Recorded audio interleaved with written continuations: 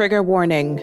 This podcast contains discussions about abuse, domestic violence, and intimate partner violence.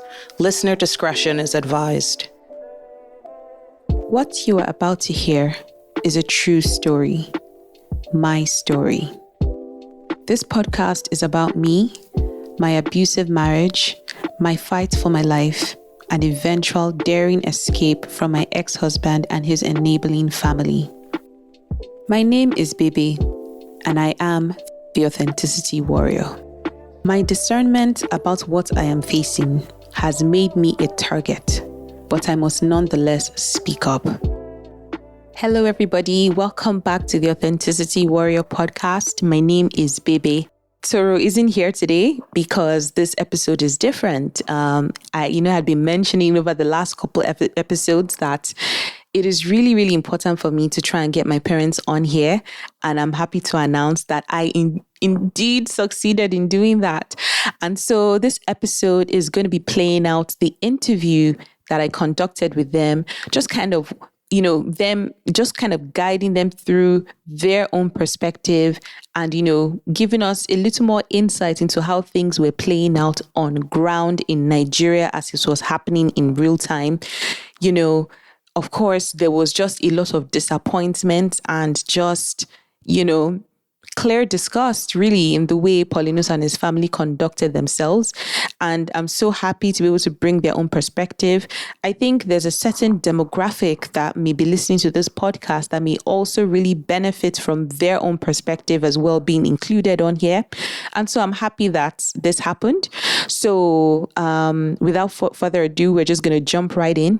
We, of course, as usual, are going to start off with the email. So once the email plays out, we will now then go right into the interview. So I hope you have your snacks. I hope you have your tea, because this is going to be a long one, but it is so worth it. So thank you guys. And, I really can't wait for you guys to hear the episode. To my ex. Today, I choose to dismantle a shame that is not and was never mine to carry, by shattering my silence on the dynamic of our relationship. I have been severely mishandled, mistreated, devalued, and taken for granted over the entire course of our relationship and marriage. For almost 10 years, you have been a toxic and abusive partner in many horrifying ways. 1. Physical assault. 2. Sexual harassment, coercion, and continuous threats to pursue other sexual partners, and including your continued weaponization of infidelity. 3. Extended violent outbursts of extreme and scary rage and anger. 4. Relentless emotional manipulation and verbal abuse. 5. Bullying and intimidation as tactics of control. 6. Reckless and dangerous behavior as a means of punishment. For example, dangerous driving with the children and myself while in a rage. 7. Financial neglect. On several occasions, not even the presence of the children nor any of my visible pregnancies could deter your blind rage, and there was no effort on your part to model appropriate behavior, thereby terrifying and distressing the boys. At your hands, the boys and I have been in distinct life-threatening incidents, and your continued unchecked behavior has worn me out. In tolerating and accommodating all this, I became a person I no longer recognized. I will no longer allow myself and my children to be subject to a toxic and unhealthy environment and exposed to barbarous behavior. I am separating myself from you and this marriage. There is absolutely no room for reconciliation on this. I am done. Hello, everyone, and welcome again to the Authenticity Warrior podcast. I had mentioned in the last episode that I would try to get my parents to join me on here, just so that we can understand their own perspective on everything, gain further insight, because I wasn't on ground there. So I'm sure there's some things that I missed from the previous episode when I was trying to describe, but they are here and they're ready to go. We have some questions and we're just going to flow along that way. But before we start, mommy or daddy, the two of you don't have to speak, but do either of you have anything you just like to say, even as we're starting this episode, the recording of it? Well, first of all, you had shared with me your intention to put this kind of podcast or material together. Mm-hmm. We had talked about it, and I had raised just a few concerns, and again, we had talked about it. And at this stage now, I think all I want to do as a mother is to support you to the full extent. My own generation is different from your own generation, but I think that the purpose and intention and objective behind this podcast is laudable. And to that extent, I support it wholeheartedly. Mm-hmm. Okay, That's what I want to say. Thank you. Again, like I said, I'm very glad that you have both decided to do this, and I'm grateful. So without further ado, we'll just jump right into it. I think what's most pressing on probably everyone's mind is, what was it like when the whole thing happened? Like, what was the feeling? I think we should probably start from the phone call you received from Paulinus, which everyone is aware at by this point is my ex-husband, and we've been referring to him as Paulinus along the way. So what was it like first receiving that initial phone call from Paulinus? And I think I'll direct this question to Daddy, because I believe you're the one that received the phone call, right? Yes, I was the one who received the phone call, and it was a total surprise, a mixture of shock and disbelief, mm-hmm. because we were expecting you to come over the weekend on Friday. We didn't see you. When he was asking me why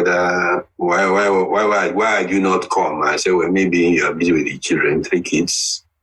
Maybe your plan has changed. So when he called and said, you are not at home, were you with us? I said, no, you're not with us. And then he also offered to tell me that he had called the house and he was told that you left on Friday. That was when we jumped up from the bed and panic set in that where could you have been in the last 3 days with 3 boys? No message from you. Nobody knew where you are. So we started thinking all sorts, kidnapping, mainly kidnapping accidents, and then we didn't know what to think. So we now, in the end, Paulinus dropped the phone and said he was about to board a flight from Port Harcourt to Lagos. So after he dropped the phone, then mommy decided to start calling your siblings, whether they have an idea of where you could have been with the 3 boys.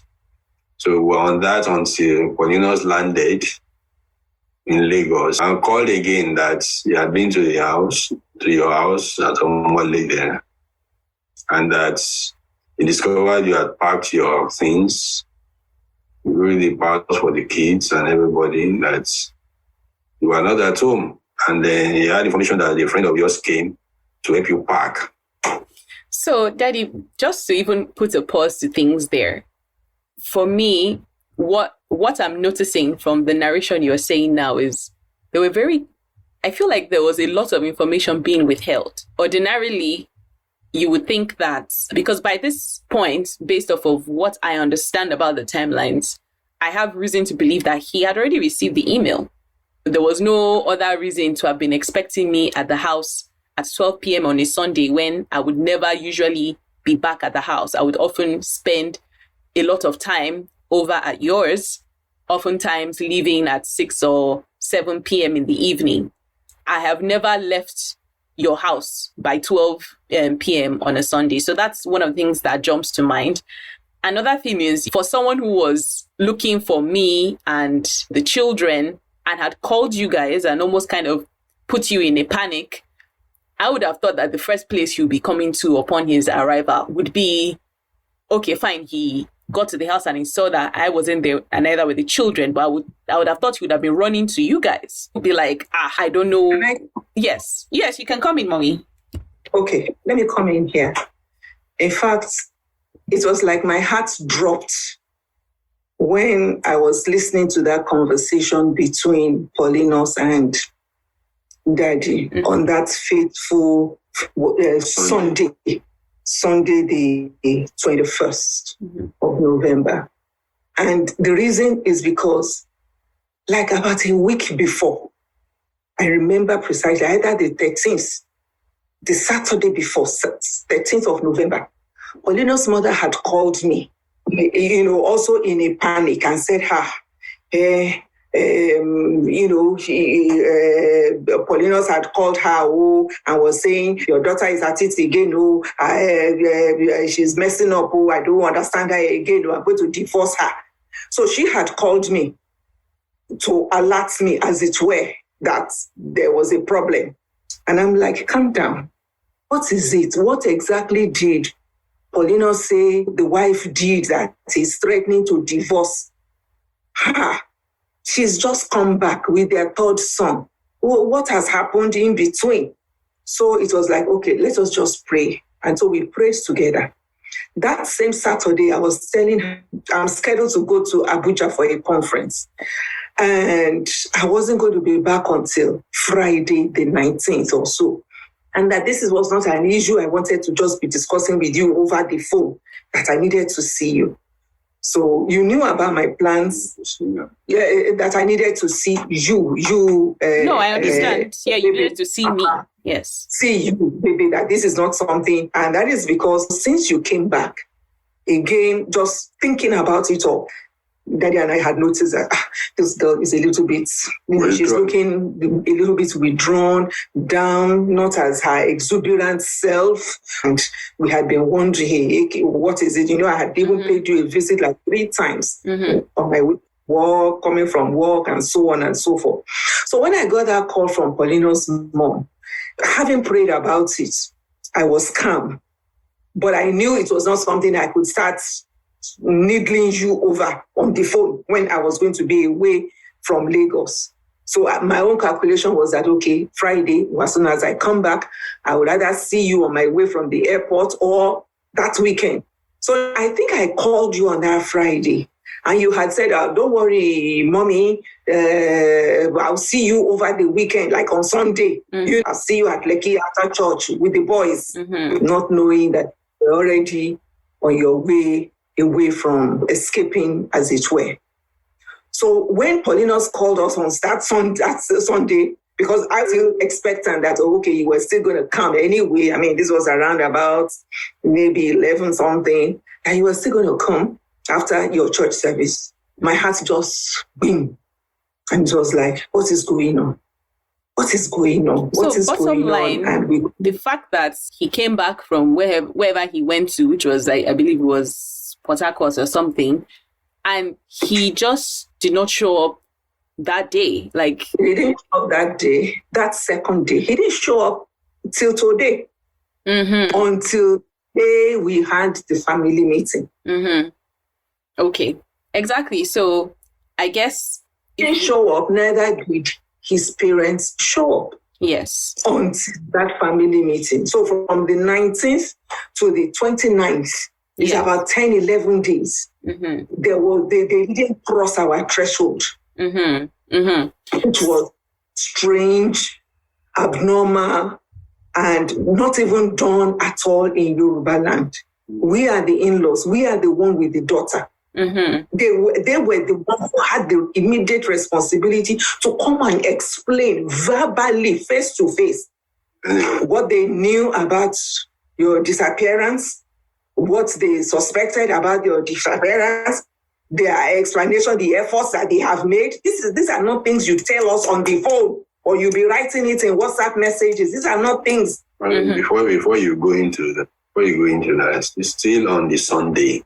Okay. On that same Sunday. Let me try and help you there. Still on the Sunday, after he got home and discovered that you had left, the wardrobes were empty, and he offered the name of your friend who must have helped you pack. Because he got information that somebody helped you. She took some suitcases on Wednesday. To out of the house anyway. I don't know where she took it. So she mentioned the name and said, well, we know the friend. It was part of your wedding tree. We have but we don't have her contact details. So I didn't even know that she had even known your friend before meeting you anyway. That one came up later. Oh, you didn't know that he also knew her. He didn't just know her through me. He knew her. Yes, we didn't know. We didn't know that. We didn't know that. But we knew that you and your friend were anyway, close. Shortly after that, we dropped and said, okay, I told him, look, try and get contacts for the friend. He sent it to us. But before we even got the contact to the friend, the mother called my wife asking, have you seen the email? There's an email going around. No, not even asking. No, it was on that same Sunday. But it was Paulinus himself, because I had it on my phone. He sent a copy of that your parting ways email. He sent it to us. Anyway, as a PDF or something. Before he sent it, it was the mother who called you. I remember that clearly. You told me the mother called and said, there's an email flying around. And I said, go and look at it now. So when I opened my phone, I saw that there was an email truly, because I got copied on the email. So we read the email. That was when the Pandora's box was opened. Yes. Now we saw your reason for taking the action that you took. And we were alarmed because everything you wrote there, we had no inkling at all. We had no slightest idea. Okay, that you are going to sort us. Yeah, so about that. In fact, no, before you go into that, by the time I now read that email on that Sunday, coupled with the threats of Paulinus the week before, of how he was going to divorce you, he's tired and all of that, I now knew that this is no longer, it is not a kidnapping situation. This is not an accident situation. Knew that, yes, I mean, everything you said, I am leaving you. I am no, and I wanted time and space and all of that. So I knew that you had put yourself in a place where nobody could reach you. But nevertheless, as a mother, I still had to track you down. So I started with your friend. We gave her a call. Because Paulinus has sent the phone number her phone number to us. And so we called her. And of course, her answers were just all over the place. She was incoherent. I would grill her. I grilled her, but I knew she was stalling. She was stalling. She didn't know how to respond to all my questions. And I knew she knew more than she was letting on. But I packed it because I just knew that, well, she's your friend. She's going to be loyal, first of all, to you and not to me. And since you did not raise any alarm, as it were, I knew that you were probably in a safe place. And then to start going after your friend, they started looking for her. They sent the telephone. So they started chasing her all over Lagos, to her residence, to her movie sets, and all that. The first day they tried till about 3 a.m. They couldn't reach her. Allegedly, we don't know anything about it. They told us they were on a train for about 3 a.m. They couldn't reach her. So all of this is very bizarre, by the way, because I feel any English speaker reading an email like that should understand that, number one, this wasn't clear. It was very clear that I wanted to be left alone and that I was in a safe space. They were not looking for you, looking for the boys. Because in their emphasis was that they want their children. They were not looking for you. No, I understand that, Daddy. I actually do understand that. But my point is, all of this that they were doing in trying to track down my friend, arrest her, I believe the people at the house too were taken to the police. There was a lot of harassment of people that all of that was taken away from the fact that they were supposed to come and give accounts. What happened? Address the substance of the email. So they were just exhausting themselves on all these other things that didn't matter at all. So I guess that then goes into the next question that I have for you guys, which is, now that you had received the email, you had then read the email. And from what I can hear you guys say, you were very disappointed by the reaction or the body language of Paulinus himself and his family. I guess what then was the next step in terms of what you were expecting his family to then do? This is at least 2, 3, 4 days out now. Let's just even say 2 days, because even though that same Sunday we read the email and we were shocked about the content and all of that, but in a way we knew you had put yourself in a safe way. But we as parents were still concerned, and we knew you couldn't have done all of this without any one of your siblings knowing anything. Mm-hmm. So we started pressurizing those ones, tracking them down, and they were as elusive as anything. But Aisha made sure that I got them and listened carefully to what they were telling me and so on and so forth. And eventually I got to more confidence that, yes, they knew, one of them at least knew where you were precisely. That was when I now insisted that I must speak to you. I must speak to you. And I think that probably happened maybe by the Monday night or Tuesday morning. It was Monday night. I think that probably happened by Monday night, that you eventually said, okay, I have heard my daughter's voice. And immediately, that was the next thing we communicated to Paulinus and his family. That, please, all this one you are going about police station, harassing domestics, tracking down our daughter's friend and beating about the bush. There is no need. We have heard from her. I have heard her voice. I know she's in a safe place. I cannot disclose it to you because I don't know exactly, but I have heard from her. Mm-hmm. She assures me that she's safe and that the children are safe. She's not missing, because they kept on harping on that. She is not missing.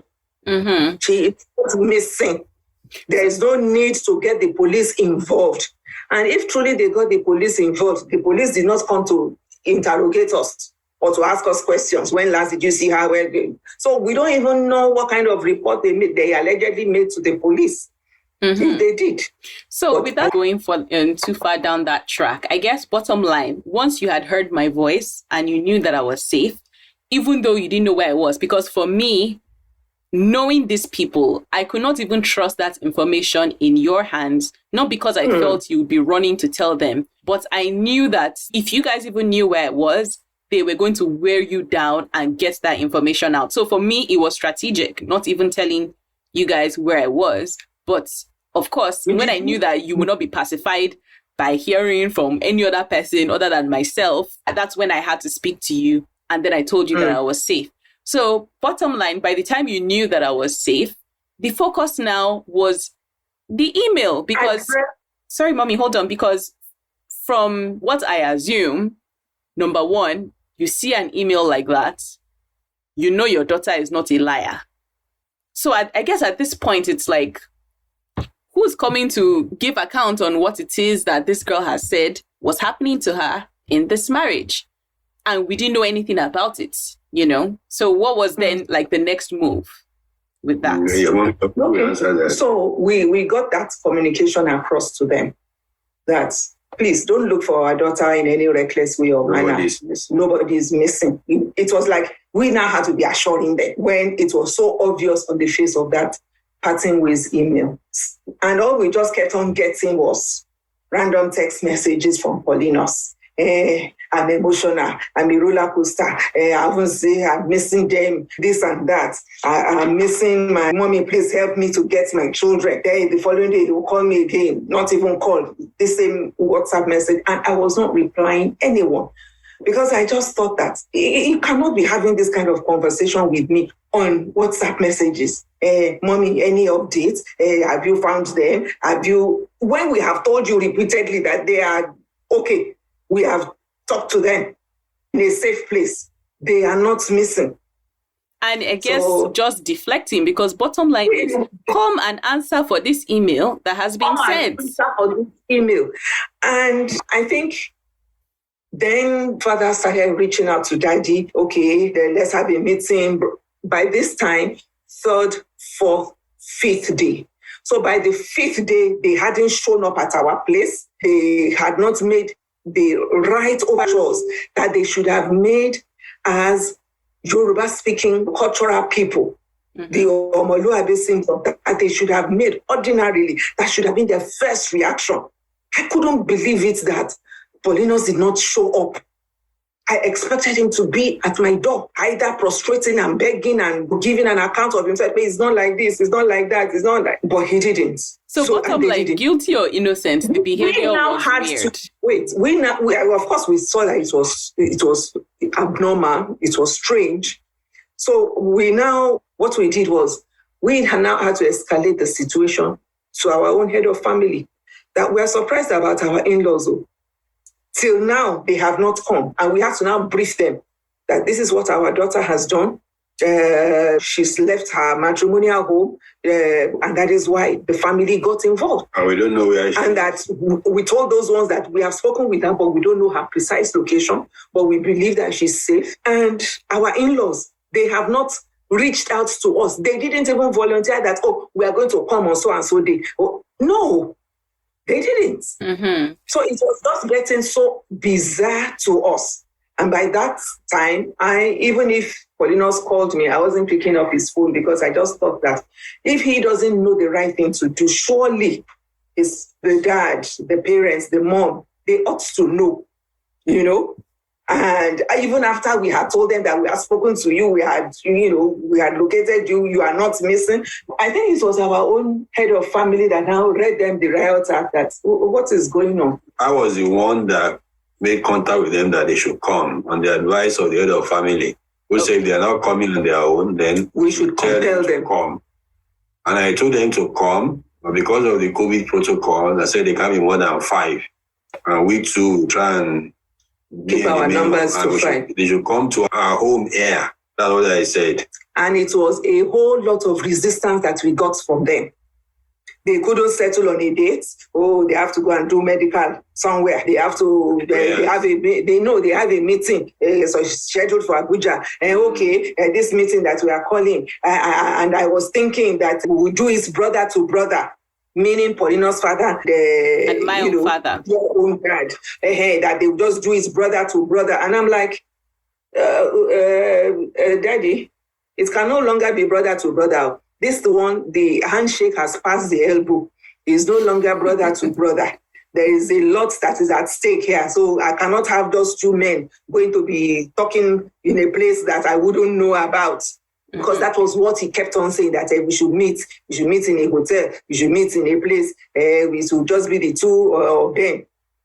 So from what I understand also, because when Daddy had, of course, read them the riot act and said, look, we expect you and your people, albeit no more than 5, to come here and speak to us about what it is that is about what is going on right now. From what I remember, there was also resistance of him being a titled ruler or something like that. That is part of the excuse. And that work alone. He has to come with other chiefs from his hometown. And that is going to take time before he goes there and gets them. And also that he doesn't think my sitting room will be big enough to accommodate all the people that are going to come. So I should go and rent an event center so that we can use an event center.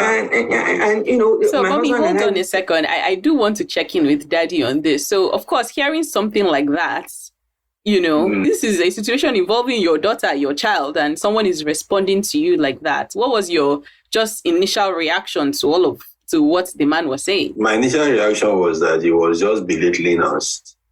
Mm-hmm. It was belittling our own family, thinking that he didn't have any regard for us.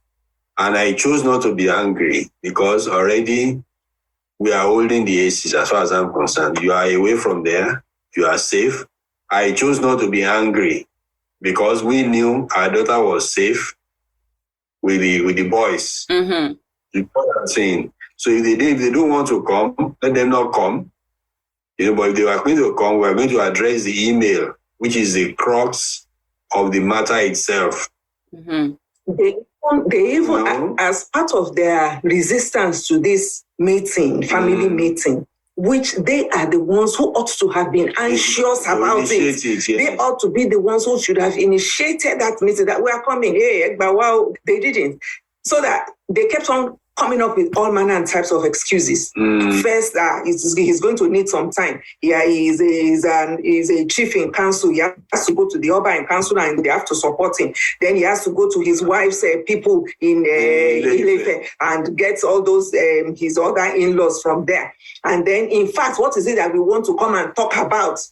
He asked us that what is the agenda? What is the agenda of the meeting? Mm-hmm. And I'm like, I think I remember you said that you just plainly told Daddy to be like, the agenda speaks for itself, because I think there was just wisdom in knowing that if you had said it is the email, they probably would not have come for the meeting. So I said, the agenda speaks for itself. If by this time they don't know what the agenda is, even if we don't even address the email, they have to still come and explain to us the circumstances that compelled our own daughter, who just had a baby, a 6 weeks old baby, came back and absconded from her matrimonial home. What is it? And by that time, now that I had established conversation with you, you were already amplifying, giving me a few more details about the contents of that email. So I was just getting more and more disturbed, angry, and so just sorry. Upset with their behavior. I'm very upset with their behavior, and so upset that my daughter had to endure this for this number of years. Mm-hmm. So eventually, now looking at it by hindsight, we now see that, in fact, all their stalling, it was part of the game plan, an ulterior motive that they had. Because they were working across purposes with us. They were not genuine. They were with fake. The police. I was telling your mommy this afternoon that it could even be possible that they had policemen outside our estate here watching us, because all along they believe that we planned these episodes with you. They even thought you were here. They thought we were hiding you here because when they came for the meeting, eventually, the first thing they said, where are the boys? They didn't ask of you. Then I said, the boy. So, well, Bebe has to be... He has to be seated. I said, why must they be seated? Maybe can't be seated. This is a family meeting. This is does not yet concern. And anyway, we don't know where she is. Mm-hmm. I told them that we don't know where she is. We told you that we are talking to her, but we don't know where she is. She has not offered her location to us because she says she needs time and space. And we were ready. And when she's ready, she will get in touch, not even with us. You said with her husband, with Paulinus, with her husband. With Paulinus. And, what I said about them not being honest or sincere with us was because all along, this taking them almost 10 days to come to a family meeting. What are the steps that they had taken? They had rushed to Ekiti, hometown, to file a divorce petition. And they had even filed an ex parte motion to get custody of your 3 children, including behind the your back, 6-week-old baby. Yes, including the baby, a 6 weeks baby. So guys, just to make sure that everybody's following along properly, I'm jumping on here so that I can explain very concisely the contents of the divorce petition. So number 1, Paulinus and his family claimed that I am mentally unstable. They also claimed that I'm a member of the LGBTQ community and a sympathizer. They claimed that I'm a bra-burning feminist. They claimed that I was never the primary caregiver of my children and was never interested in motherhood. They claimed that I am an atheist.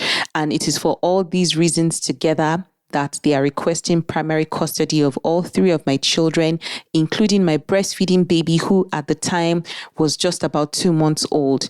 And so his mother as well submitted her medical documents, her licenses as a nurse, showing that she's capable to handle the care of the children. Of course, they mentioned some other inflammatory and just straight out lies in their documents, speaking about my appearance in a derogatory way,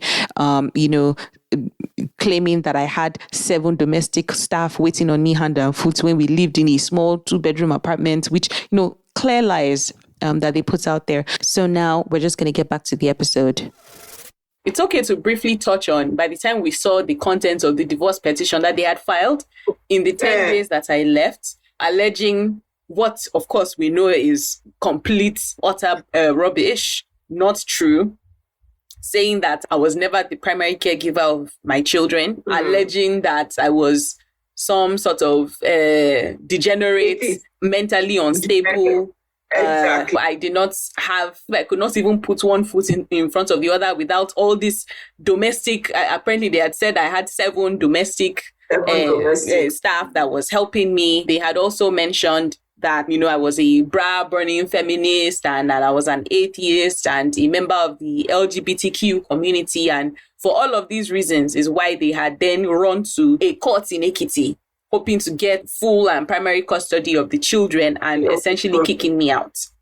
So all of this is what they were doing before they even showed up to that family meeting that you guys had been requesting for. Okay. Not only that, they came, they didn't even indicate that, that this is what we've done. I've got to come to, this is what we have done. Mm-hmm. They didn't own up to that. And they kept on hiding that fact. It wasn't until December. It wasn't until you guys actually received the court documents in December. Exactly. In December, maybe the 6th or no, it was the 13th. The 13th of December 13th. That you now saw that, oh my goodness, this is what they had done, even prior to them coming into your living room to talk to you. As far back as the 26th, they have gone and filed those papers that had a court hearing. As far back as the 6th of November. I do want to touch on what Daddy had mentioned, that it's possible that they had police officers probably stationed somewhere watching, hoping to probably grab the children if they had believed I was somewhere near you guys. And it makes sense why they went to court, trying to already be, so that they can, if they cannot grab the children that way, then hopefully they would have, the backing of the court would have come in, and then they could probably come and force the door Exactly. That's why they went for the ex parte. They wanted to get the ex parte order. That they'll just come and slam it on us. And then we'll have no choice than to produce the children. So let's actually leave all of this now and even just get even into this supposed family meeting that was supposed to happen. It was with you literally dragged them crawling, like how is that even that expression? Is it tooth and nail? Pretty much. To kicking this and screaming. Kicking and screaming. They were dragged, kicking and screaming to this family meeting. And from what I remember, they showed up with a lot of just arrogance and just aggression. What did you say, Daddy? Aggression. Exactly. They were very antagonistic from the beginning, which again is not the body language you would expect from people coming to give an account on a situation such as this. Guilty or innocent, the body language just did not portray just human decency or the way you would behave, or even if you felt like you were falsely accused. Okay, now you're here. But it felt like they came guns blazing. And from me, in my opinion, that already just, it screams guilty as charged, because you just don't behave the way they behave. So now let me hear from you guys. What was really just your own take on what the body language was when these people showed up to your house? Well, the body language, as you have described it, they did not give us our due respects as in-laws, which according to our tradition and culture, being the parents of the wife, we were supposed to be given a very, very high level of respect. the father and his entourage were supposed to prostrate in front of our head of family. All of us seated there. They just came and sat down. The next thing they ask is, what is the purpose of this what's meeting? the purpose of this meeting? Why are you here? You don't know the purpose of the meeting. So I said, what was my reply again? Our head of family then spoke as the eldest person there. He had to speak first, and he kind of sets the tone. So when he sets the tone that, look, this is why we are now here. All right, we have some explanations that has to be made. So I can't really recollect the sequence of it all anymore, step by step. But one thing I note was that there was a time Paulinus' father got up and he was speaking, and his way and manner, he speaks a lot, how much he loves you and so on, and this and that and all of that. But before he started speaking, I had made sure that, look, the reason why we are here is to discuss this email and to take accountability. That arose from his speech. From his speech. You didn't know why we are here. So I had printed out that your email, parting with, so I just distributed it to their site. Now, this is why we are here. This is the reason why we're here. And he came there with his best friend couple, as we know with him. There was another lady who turned out to be a lawyer, and that was it. So there were 5, and Paulinus' mom. So did you guys find it weird in any way that he didn't show up with any member of his own family? No head of family, no, even his own brother. Was that weird to you? But anyway, he had given an excuse that he couldn't reach them. He needed time. He needed time to bring them from their hometown. But his brother lives there in Lagos. In fact, often even lives right there in his house. We don't know too much about all of that. We don't know why. But these are the people he chose to bring. Yes. These are the people he chose to bring. And so that was that. So we cannot really, it's whoever is at liberty to do that. Okay. So, what I just know that was that the meeting quickly degenerated. There were some heated arguments back and forth. My own sister-in-law is a very frank woman. We should say it to what is it, and she just doesn't take any chick, as it were. So anytime they misspoke, or she gave it right back to them. So there were just some shouting matches. Mm-hmm. But what was important was that I was able to give details to your parting ways email, to substantiate that. At least 3 good examples of the abuse you had suffered in the hands of your husband. And of course, Paulinus at that time, he's not allowed to have entered culturally the way the things are done. Even if you two had been around, even in our house, you would still have been upset. But they were denying everything on his behalf. Yeah, they were just denying everything on his behalf. It got so bad that the lawyer there, when she was going to speak, was saying that it's all hearsay evidence. I said, you're going to tell me that this is hearsay evidence. I know the daughter that I have. She does not lie. She has never told me a lie before in her 20-something years. And I trust her. If she says that this thing is like this, I believe her. So don't come and tell me, when it is your own daughter, you can be telling them that it is hearsay evidence. And, the arrogance of it all, is she not speaking to somebody in the profession and you're there doing hearsay evidence as if you of all people would not understand what hearsay evidence is or not? I don't know the difference. I don't know the difference. Is this a court of law setting? They're telling me that it's a hearsay evidence and they were trying to shut it down. I said, no. How could Paulinus call you verbally abuse you in this way and manner? And I made sure I repeated those ugly words to them. Mommy, it's important that we give people listening context. So I speak often about an incident that happened in February 2020. And that incident was so bad that I actually, literally as it happened like this, I brought out my pen and paper. I think it was my notes app, and I wrote everything down verbatim as it happened, because again, in an abusive situation as that, I found that sometimes my memory would fail me. I would remember the emotions, but I would forget the actual words and the actual things that happened. But this time I was like, no, I'm not going to allow myself forget. So I had written everything down. So, of course, when my mother, as she was pressing me for more information regarding the content of my email, I sent her what I had written on my notes app at least a year ago, a year and a half ago, a year and some months ago. I sent it to her. So it was now those notes, the contemporaneous notes that I had written out, that my mother, I believe, stood up during that family meeting and read it out word for word. We're a bit more heavy-handed with the narration on this episode because we just want to make sure that you don't miss any of the multiple moving parts that are happening on here, and just to make sure that everybody has the same information. So this February 2020 incident that my mom is referring to is what I delve into later in the physical abuse episode, so I won't speak too much on it now. But basically, this is when Paulinus was physically assaulting me as he was verbally and psychologically abusing me.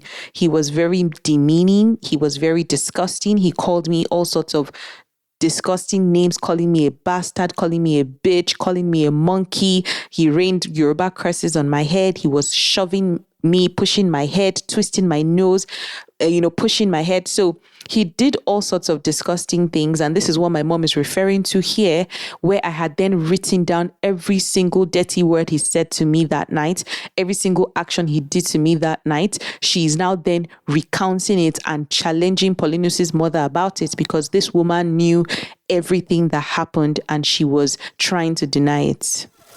I believe that as you read it out, I know you got emotional. Can you describe for me what all of that was like for you, really?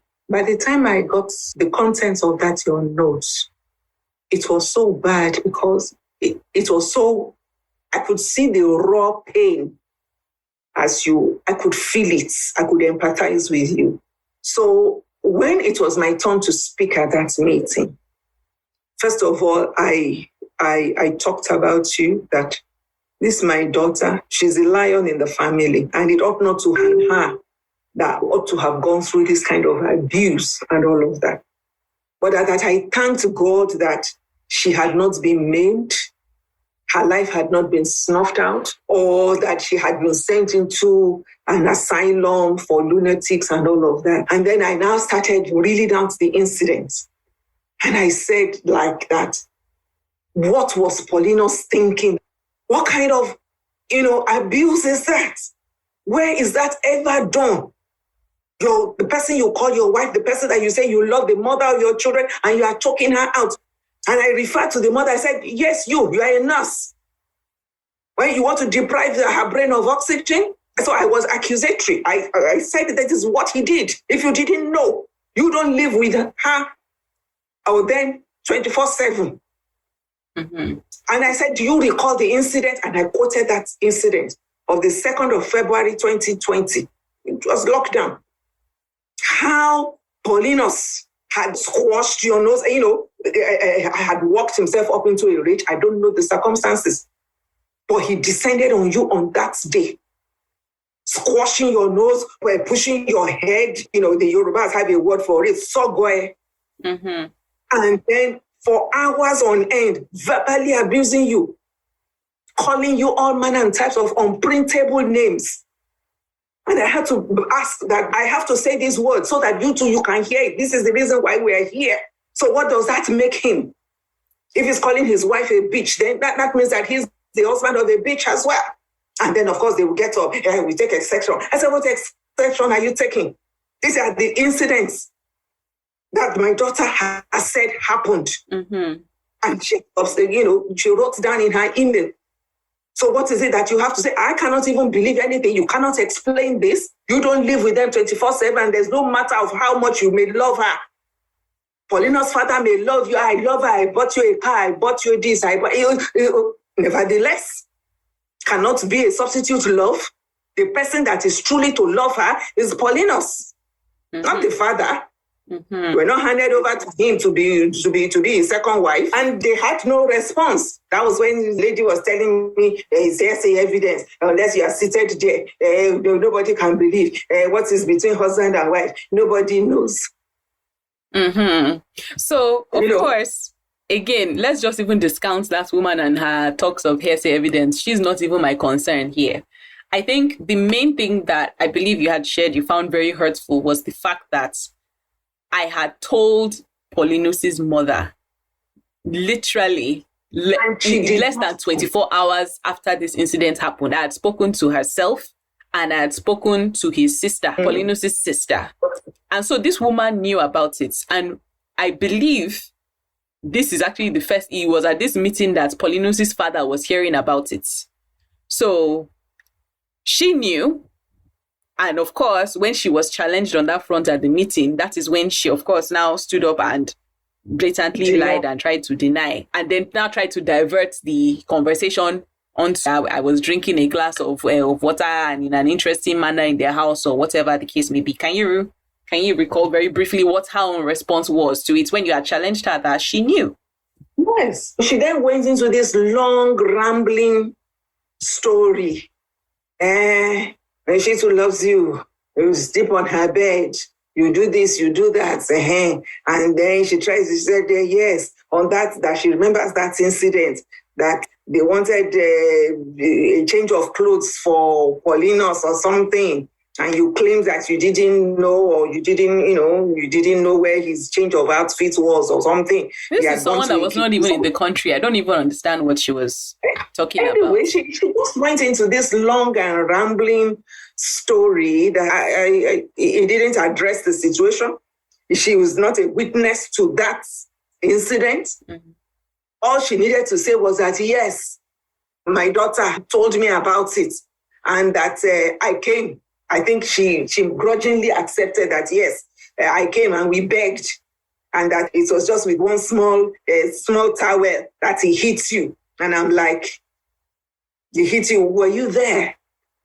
And even if it was, is that still okay? And even if, exactly, but she couldn't deny the verbal abuse. Mm-hmm. And that the following day or 2 days later, when she heard about it, she have come, they have begged you. And that was the last of the incident. Mm-hmm. But as at this time, I knew that, well, all their body language was just deny. Because don't forget, in the interregnum, when I had read your parting ways email, aside from the things that you also had told me, I knew that at least you had a domestic that had lived with you for a significant period, 3 almost to 4 years. Yes. So I had tracked her down, reached her. What do you know about the circumstances? Because the Bible says that out of the mouth of 2 or 3 witnesses, let every word be established. You had written an email. You had substantiated it with some facts. There is somebody else who is also a party in that home with you. Let me hear from her. So from the things that I had heard from her, I knew that, yes, everything you had told me was corroborated. Mm. So everything that they were now saying was just a half-hearted denial. Mm-hmm. And they kept on harping on the fact that you have to be seated, and you have to say it, And then they kept on referring to the meeting that they had with you. I think that must have been on the 13th or the 14th, where Paulinus' father had threatened you. So this was on the 18th. No, yeah, okay, on the 18th. This was a Thursday before I left. Thursday. Yes, so I left on a Friday. So this was a Thursday where Paulinus' father had called me in for some sort of meeting, had held me hostage for about 4 hours as well, and was trying to wear me down and try and figure out what was going on in my mind. And I was just guards up. I was not relenting. So it was at this meeting that he threatened that I'd better open my mouth and start talking about the problems in my marriage, let him solve it for me. If not, he's just going to come and take his children, kind of thing. So, of course, I was very alarmed by all of that, which, again, they did not disclose. Did he mention? Because I believe it then came out during this family meeting that, in fact, part of why I had picked up and left the way that I did was... ran away. So was that we even put it to him that Paulinus' father was the one that threatened you. Yes. That he was going to come and take away the 3 children and instigated the move and had threatened you. And that it was because of that you had everything just fell into place and you decided that, look, I'm going to escape from all of this. There's already the abuse. And then for Paulinus' father to now also be threatening. And I found that meeting very strange, that Thursday meeting that they called you to their own residence. That means that they knew that Paulinus' mother already knew that her son had been broadcasting that I'm going to divorce you a week before. And the father knew. And, eventually it got to the ears of the father. That's why he called the meeting. That is why he called the meeting. So why would they call a one-sided meeting? There are two in a marriage. Why didn't they sit the two of you down if they were really, really honest and genuine? Rather than just seeking to manipulate you, the wife, alone, who you were already vulnerable. You had just delivered, your body was still, as we say it in Yoruba land, tutu, wet. And it was you that they now faced solely. And they knew the character, and because, their boy that has son that has anger issues, always raging and has uncontrollable temper. They knew. They chose to leave him out of that meeting and then face you. And try to manipulate me to coerce you that it is you, the responsibility is on you. You are the one that you have to manage him. That's what they were trying to say. Blackmail you into staying, into managing him, then culminating in threatening you that if you don't do it, we'll come and take out your 3 children. It's so funny the way you guys have put it together now, because I've actually not even put it together myself, that picture, that is actually what caused them to summon me for that meeting on Thursday, for them to behave the way they did, threaten me, and then even the body language again, because now things are making sense. And I think bottom line is the things that they filed in their court documents, they had been planning it all along. And I think my beating them to the gun, in a sense, and it's not as if I didn't even know. Remember that, Mommy, you didn't even tell me that this man had been going around saying he would divorce me until after I had already left. But my own instincts just kicked in because I was just so uncomfortable with the harassment, as it were. His mother showing up to the house multiple times when she had never really done that before. The constant insinuation that, I'm suffering from postpartum depression. My own fear again was, it seems as if these people are trying to paint me as mentally unstable here. And this is Nigeria. If someone just needs to grab you and put you in Yaba left, I just wasn't too sure what the protocols would be in, all these allegations of postpartum depression. And one thing, before you know it, I am strapped down somewhere.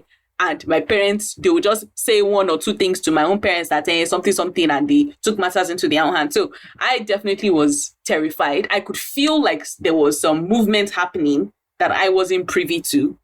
And again, that was part of what just put me in fight or flight mode. And I took the actions that I did. So I think, to just summarize, this meeting, supposed family meeting, was a hot mess.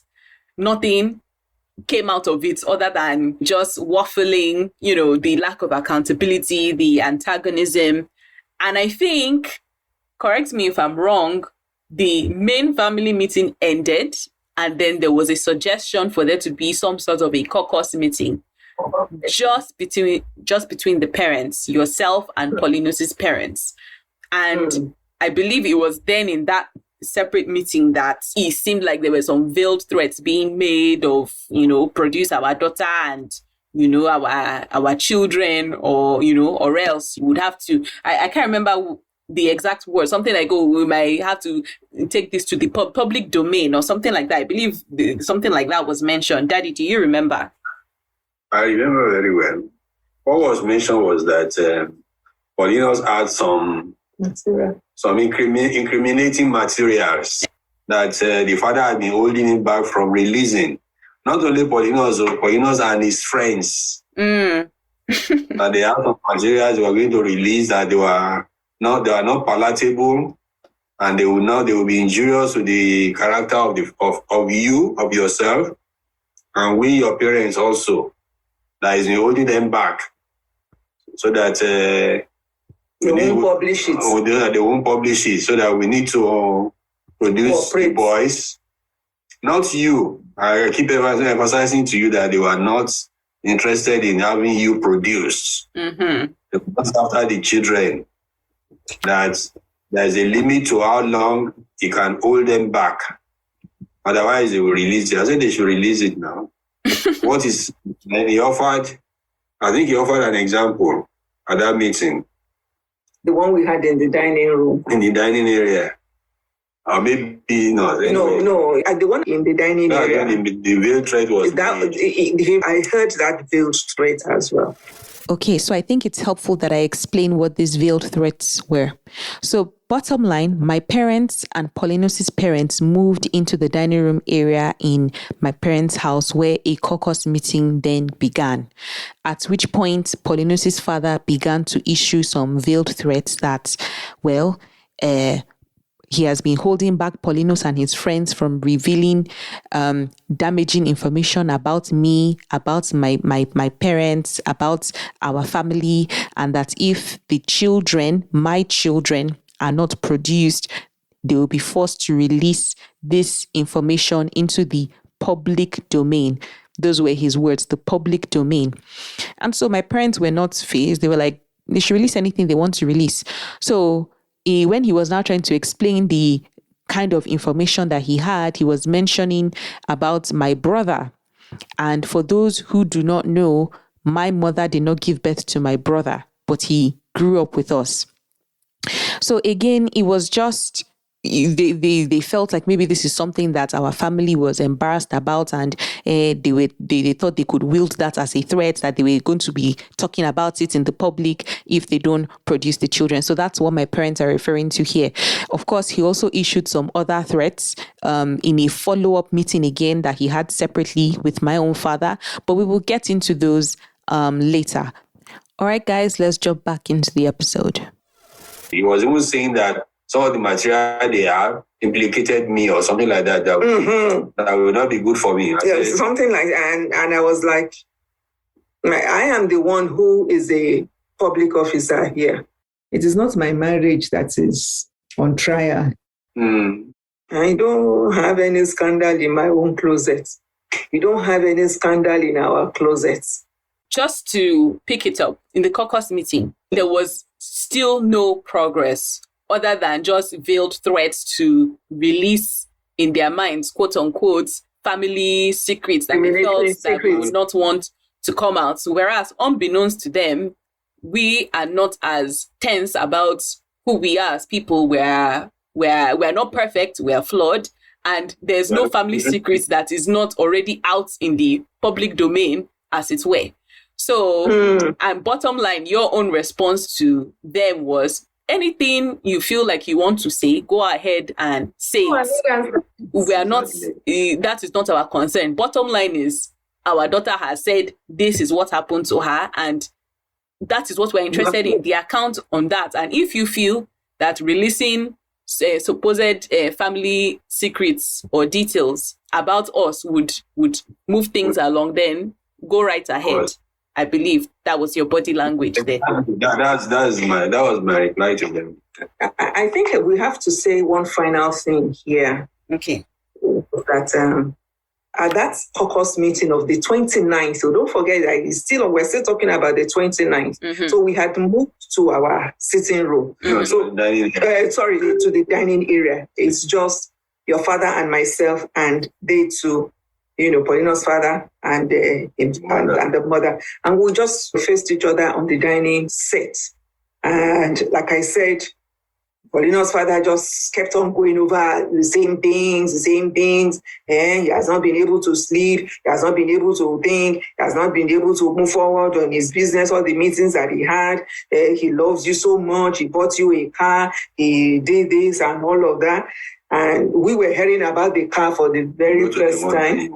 And then he also, that was when the veiled threats came in, and we said, go ahead. Anyway, the meeting ended with the agreement that they will now meet again, one-on-one, brother to brother. The two fathers would meet. The two fathers, that they will meet. So eventually they left. But one thing that was significant, they now said, okay, since the meeting, everybody was dispersing, that Paulinus had to enter. All right. I was at my doorway. Paulinus was entering. For some strange reason, he decided to take off his slippers, his shoes or slippers that he was wearing. And I'm like, what is this? Was wearing a shoe? No, something, sandals or something. He decided to take it off. And I'm like, what's going on? He has always stepped into our house with his shoes on. We don't take our shoes off at the doorway. Mm-hmm. So it was strange. And I kept on insisting, put on your shoes now. Okay, you don't have to take this one off. Anyway, he took them off and he came in. His body language, if they say somebody is as stiff as a board, he was as stiff as a board. He was even prodded to prostrate. He was prodded. Oh, he didn't know that he had. Yes, he didn't want. He just walked in, stiff, sitting with rage. He was, when you say vibrating, he was vibrating. He was struggling to control himself. Mm. He was as stiff as a board. He was, because I touched him. It was ramrod. It was like steel, iron. So you could tell that there was a lot of anger that in he him. There was a lot of anger in him. He was struggling to, and in fact, I was thinking he was going to have a fit. I was saying, please give him orange juice, so maybe he wants to collapse or something. I saw it as bizarre, and I thought that what if a man can be like this? Thank God he did not unleash his full violence on you. He could have killed you at any time. Daddy also saw it. Mm-hmm. Went all together less than 5 minutes inside the house. And we just made kind overtures to him. Just, what else do we do? Kind overtures. But as at that time. Again, when you saw the way he was, his attitude, the anger, I mean, if I was anywhere near that area, only God knows who could have held this man back. God knows what could have happened. But I didn't want to confront him. In fact, I drew the attention of the mother. I said, is he okay? Mm-hmm. But at that time, we're still being polite. We were still being polite. Mm-hmm. It's not everything that you see that you will now say, but we saw it. Mm-hmm. We saw his demeanor. We saw the rage in him. He was struggling to control that rage. And so all of that just further even just... Exactly. Further just corroborated all the things you had been saying. Mm-hmm. Mm-hmm. This one, he displayed it in my living room on the 29th of November. Mm-hmm. He displayed it, and it was a spontaneous display. I have never seen him like that. In fact, I have never seen anybody like that before in my 60-something years on earth. Mm-hmm. I have never seen somebody like that before. Anyway, he stepped out. It was my own staff, and I don't know why they would choose to just tell lies that can be so easily debunked. And I'm wondering where they said they got there, that I had a battalion of soldiers in my residence with carrying AK-47. It was on a Monday that we had to now fix this meeting for. My own orderly, with his sidearm, yes, he reported for duty because he assumed that I was going to work. I didn't reach in time that, don't come to work. I'm having a family meeting. So he reported for work at his usual time of 6:30. So I left him in the compound. I said, okay, when the visitors are coming in, you hand over the face mask or what have you. And that was all he did. Mm-hmm. His sidearm is holstered. Mm-hmm. So the idea that because they had decided to start to say that, we had armed officers in the house carrying AK-47s to intimidate them, which was clearly a lie. Be that as let's just even leave all of that alone. I guess the last bizarre act that he did that your staff had then reported was that he took off his shoes and then spat in it. Was spitting around 3 times. Whether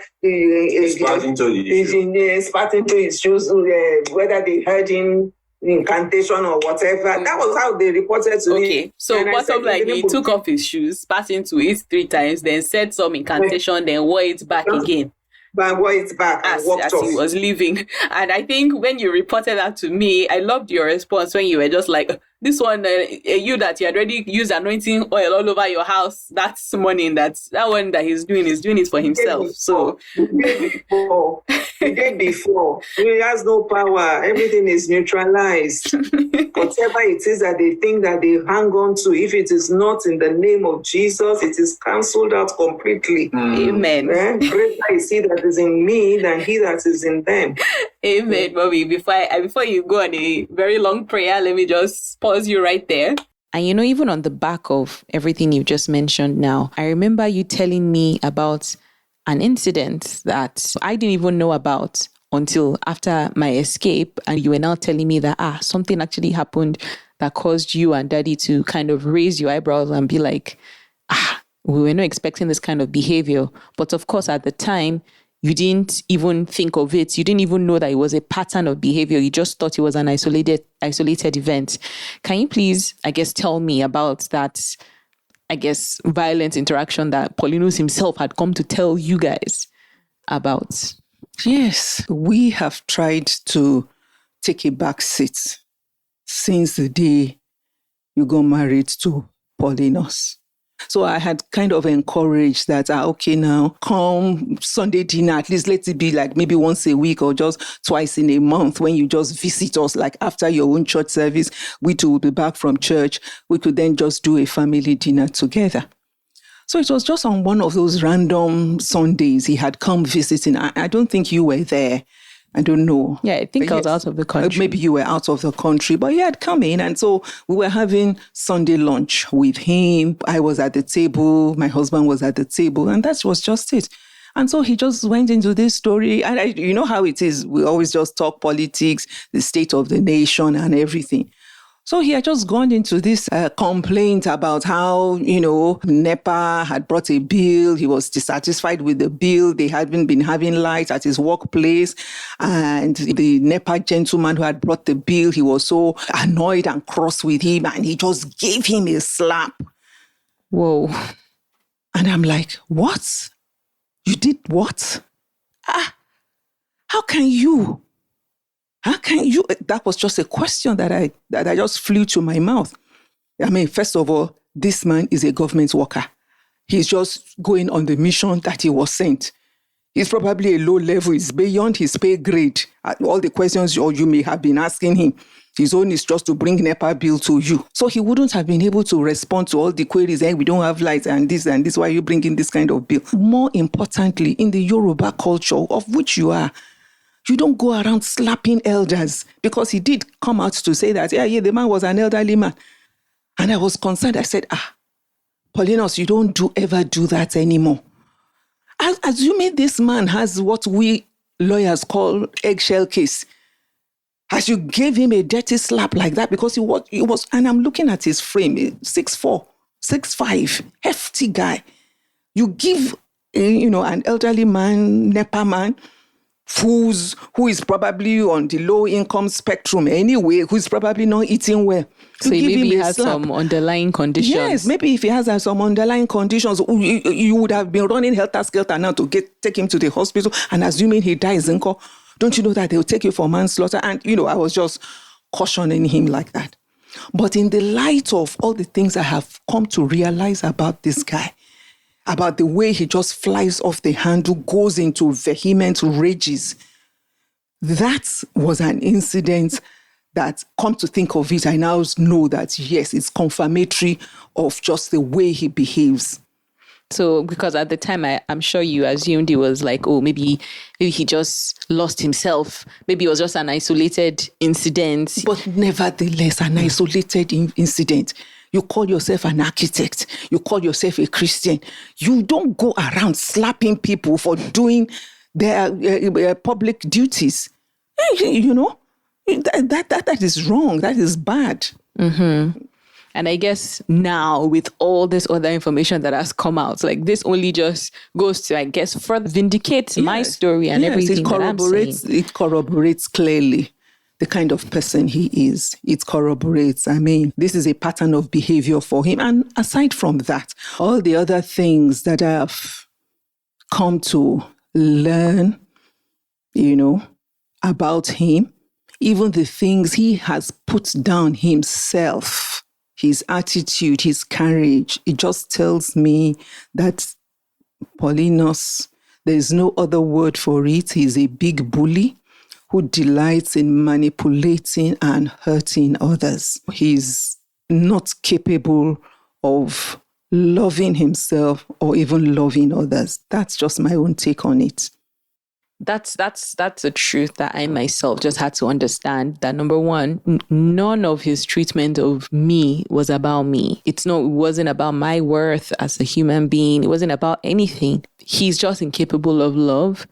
Forget about loving me, forget about loving his children, forget about loving even his family that seems to be defending him. He can't love anyone, including himself. And for me, that's just such a miserable and sad existence, really. I think the next question I then have for you all is, bottom line, the 29th did not make sense for anybody. No answers were gotten. But I think the closure you had, because I can imagine if you guys still hadn't spoken to me, that meeting on the 29th would have just been very, very bad for you guys.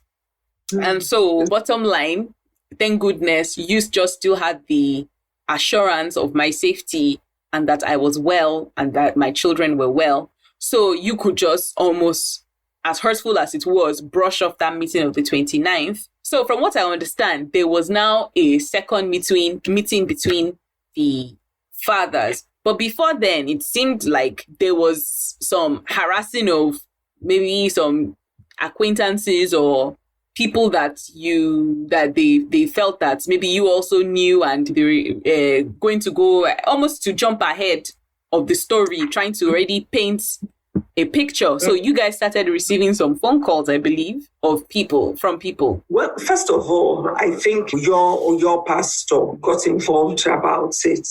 I even remember Paulinus' mom sending me a text message that, it would be a good thing at that 29th meeting if your pastor, where you now worship, was part of the meeting. But we didn't feel it was appropriate as at that time for pastor to be there, because this was supposed to be just a family.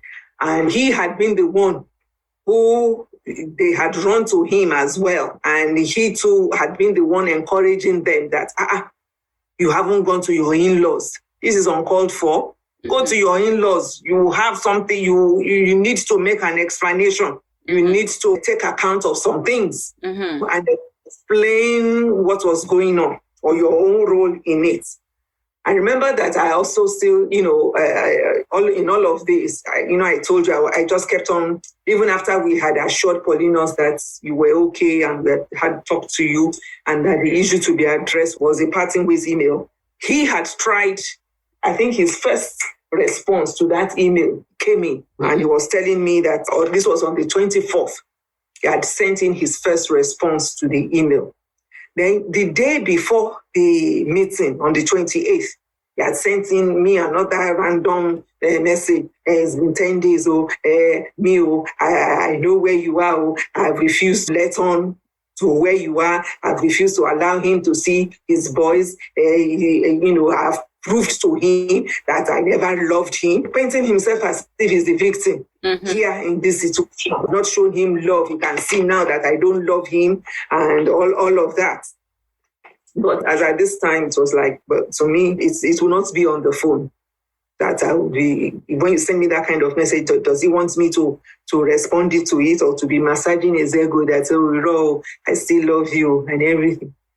So after that meeting, one significant thing that happened was that he now, he had sent in his first reaction to your own email, where it was just bare denials, bare denials. Then he had now sent a fuller one. This was around maybe the first week in December. He had now sent a fuller one. Oh, sorry, Mommy. Hold on, Mommy. Before you get into that fuller email, because we need to get into that second meeting between the fathers, because that fuller email came in as a result of the second meeting between the two fathers, where they did not get what it was that they were looking for. So just so that we don't belabor any points being made, let's just jump right into that meeting. So there was... let me just give a little bit of background. Okay. By the time we had done the caucus meeting of the 29th, the husband and I, we had analyzed the situation. We just knew that, well, these people are not going to come up with any credible explanation. They were not going to take account of it. And I was not interested in having my husband just go on and on in a one-on-one meeting with Paulinus' father, because I knew that man was rather garrulous. He speaks, he will hug the conversation. You won't be able to get a word edgeway. So I was concerned for my husband, his health, his stamina, that word match with him would take its toll. So I insisted that, no, my husband, he has to go with a friend. Mm-hmm. And I kept on saying that your friend must be the one that you have to brief him very well, and he's the one that will do the talking, and you will hold your peace. So we were not in a rush to have that meeting, but eventually they were able to agree on a date and okay. Tell about the meeting. So meeting then happened, I believe it was December 12th, if my memory serves me correctly. And so you, Daddy, had gone to that meeting with your friend, and Paulinus' father himself had shown up. He didn't show up with the friend. He said the friend that he had had an event or something. So he had showed up with an employee of his. So the four men sat down and then the meeting began. From what I understand, Daddy, much of that meeting was just a repetition of what happened on the 29th, where they just kept on saying their children are missing. Let us put heads together to find these children. Whereas your own stance was, we have already communicated to you at least 24 to 48 hours on receiving that email that my daughter and her children are not missing. They are safe, they are well. And I would really like to put a stop to this narrative. So what then can you then share, Daddy, about this meeting that you had with Paulinus' father? Well, after I told him that you are not that my daughter and the children are not missing, he was still pressing that I needed to produce you and the children. Then my friend had to come in and say, look, the man is telling you exactly what he knows. Are you suggesting that he's lying? So the two of them went into a heated argument. I don't know whether I wanted to come in and pacify the two of them that, look, there is no need. That we are not the primary actors in this episode at all. It's between my daughter and her husband. We are secondary to all these issues. When my daughter is ready, according to her email, she will make contact with the husband and they will sort out all that needed to be sorted out. Then he now came in and said, look, went back to the thread of the 29th and said they have material. They have material to release that you can't hold them back anymore. Then he offered examples. That's when he mentioned the nudist beach. He explained to me that he went there, some people took your picture and sent it to your husband. So when I told him I was aware of it, he was deflated. So hold on, Daddy. Hold on, Daddy. What he told you was that I had gone to a nudist beach and some pictures had been sent to Paulinus that I was at a nudist beach. Of course, he was clearly like, I'm the one that sent the pictures to Paulinus himself. And Paulinus himself is the one that even told me about how to get to the nudist beach and all of that. So, but he had framed it as if I had just spontaneously gone there and I had done this immoral act of going to a nudist beach. And then your response to him was, my daughter told me about it. That you called me as soon as you came back from nudist beach. Daddy, do you know what I did today? I said, what? Yes. That you went to this beach. I said, you mean your daughter told you? I said, yes, she told me now that I knew the day you went there, that you called me as soon as you came back. Mm-hmm. That I did something to you. I said, what? And you told me. I said, well, good luck to you. So he now said, how can I condone such a thing? I said, she's an adult. My daughter is well over 30. So she can do whatever she likes. If she asked permission, yes, you would have given her that. No, I didn't even say that. She didn't need at this age, she doesn't need my permission. Whatever she said, by way of information, said her children, they can't do that kind of thing. That after spending so much money, educating them, using foreign exchange and all that, you now tell them, you say they can't do it. And he was telling you that you should give an order. That you should come home wherever you may be, and you show up. I said we don't behave like that in our own family. That they are independent. And besides, she's a Canadian. Nudist beach, LGBTQ, they are not strange subjects in Canada. Once you're in Canada, you get used to the way of life. So speaking about that LGBTQ thing, because he had also, aside from alleging that this immoral person had gone to the nudist beach, that can you imagine, then he now brought up the whole and she also is a supporter of LGBTQ and stuff like that. He brought it up and I told him that, look, the movement is legal in Canada. In fact, it is taught in schools. Mm-hmm. In high school, they are taught about LGBTQ and that they are fully accepted in society. The way I said is the way you said and lifted his head up. That's what am I talking about? I said, look, there's nothing wrong with it. As far as I'm concerned, if they are comfortable with it, I can't do anything about it. They're adults. There's nothing I can do. So he felt deflated. And I said, he can go and release whatever he wants to release. If he thinks he's going to help the cause that he's pursuing, he should go and release it. But I can't stop him from releasing any material. And that I still maintain my stand that my daughter and the children will get in touch with the husband when they are ready. That's what she said in the email. So that's where we left it. Of course, we didn't know at that point the actions or the steps they are taking. We didn't know about the court case, even as at that time. And he didn't let on. He didn't really it to us until that one came. Was it not the following day? It was the following day. Exactly. This meeting was on the 12th. And it was on the 13th that the sheriff showed up in our house. And that was when we realized that, in fact, they had gone to court since the 26th of November. So, anyway, that was how that meeting, but the meeting it took 4 hours. It took 4 hours. It was a long... Yeah. Yeah, well, it was rambling, talking. I just sat quietly and listened to him throughout. Until when he was done, I said, ask for my opinion, and I gave him just the short reply. The same thing we have been talking about, we spoke about. So I would like to now then so of course, again, that second meeting, nothing of importance came out of it other than further threats, of which you were not moved by them.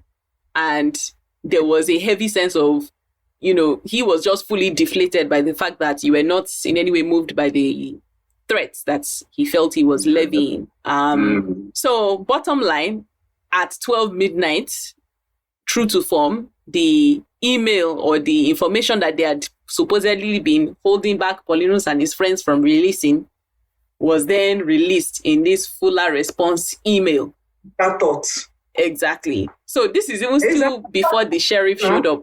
It was 12 midnight that his fuller response email came out. And that is where he, of course, now tabled all sorts of lies and accusations. And the reports about my visiting a nudist beach and I'm a supporter of LGBTQ rights or a member of the community and all of that now then came out. Now, I know, Mommy, you just really didn't want to read that email.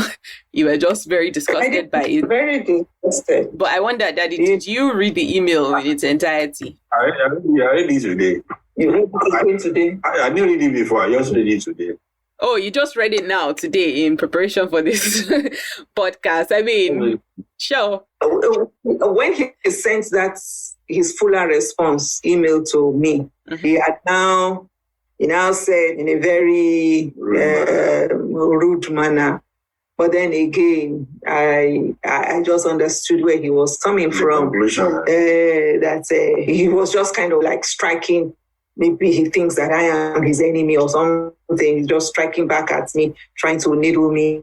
This time he had stopped referring to me as mommy. Oh, now I am Mrs. He now said I should feel free to circulate his response to my family and friends. After all, I was quick to circulate your own pattern, your own earlier reason for leaving the house. I was quick to circulate it, so I should go ahead. I should feel free. I just thought that this boy is very cheeky, but I wouldn't take offense at such a thing. I just let it slide.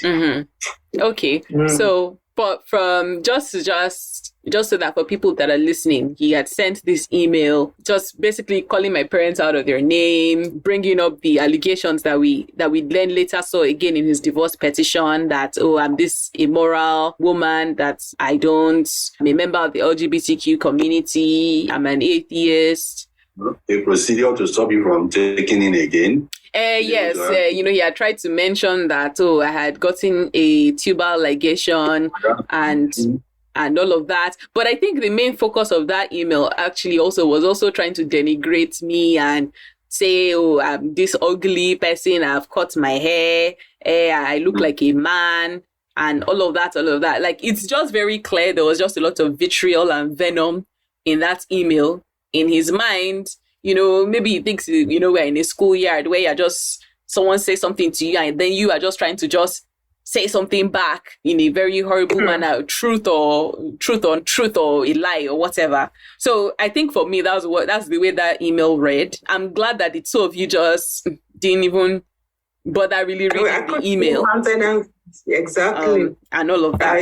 This is an email that it took him like almost 14 days to respond to your own cogent, concise. Actually, almost a month, because if we send that email December 12th, about 3 weeks that he now then says this is fuller response email. You could see that it was all calculated, to lay foundation, to use it as ammunition for. He's already had court proceedings. He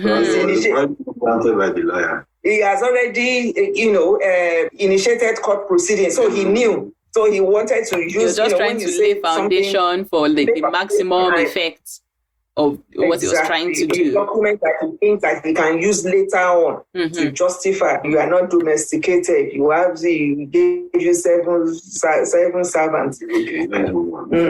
Yeah, so we will just even move on from that. Bottom line, the email was it was set up for character assassination and just heavily laced with false and inflammatory accusations that anybody that actually knew me or knew us, even as a couple, knows us as a family, can easily just call that shit out as just rubbish. So, but bottom line, that email was what it was. And then the following day, the sheriff shows up to the house and tries to serve documents. We've already gotten into what that was about, so I wouldn't even get too much into that. So I think it's safe to say that you both were just very disappointed with this Paulinus himself and his family, because a marriage has broken down. The reasons for the breakdown of the marriage were very clearly stated, and as harsh and as disappointing as it was, I feel, at least from your end, there still could have been a better path forward, a healthier path forward that both families could have benefited. But it seemed that their behavior and their body language by themselves, they're the ones that did themselves, honestly, in how they behaved. What is your opinion now about these people and I guess, everything that has happened? What's your take, really? They had portrayed themselves as cultured, sophisticated people, well-read, cosmopolitan. But we feel that I can only speak for myself now, kind of disappointed. They were not what they projected to be. There is no way now, by hindsight, that they didn't know the kind of nature and character of their son. That's number one.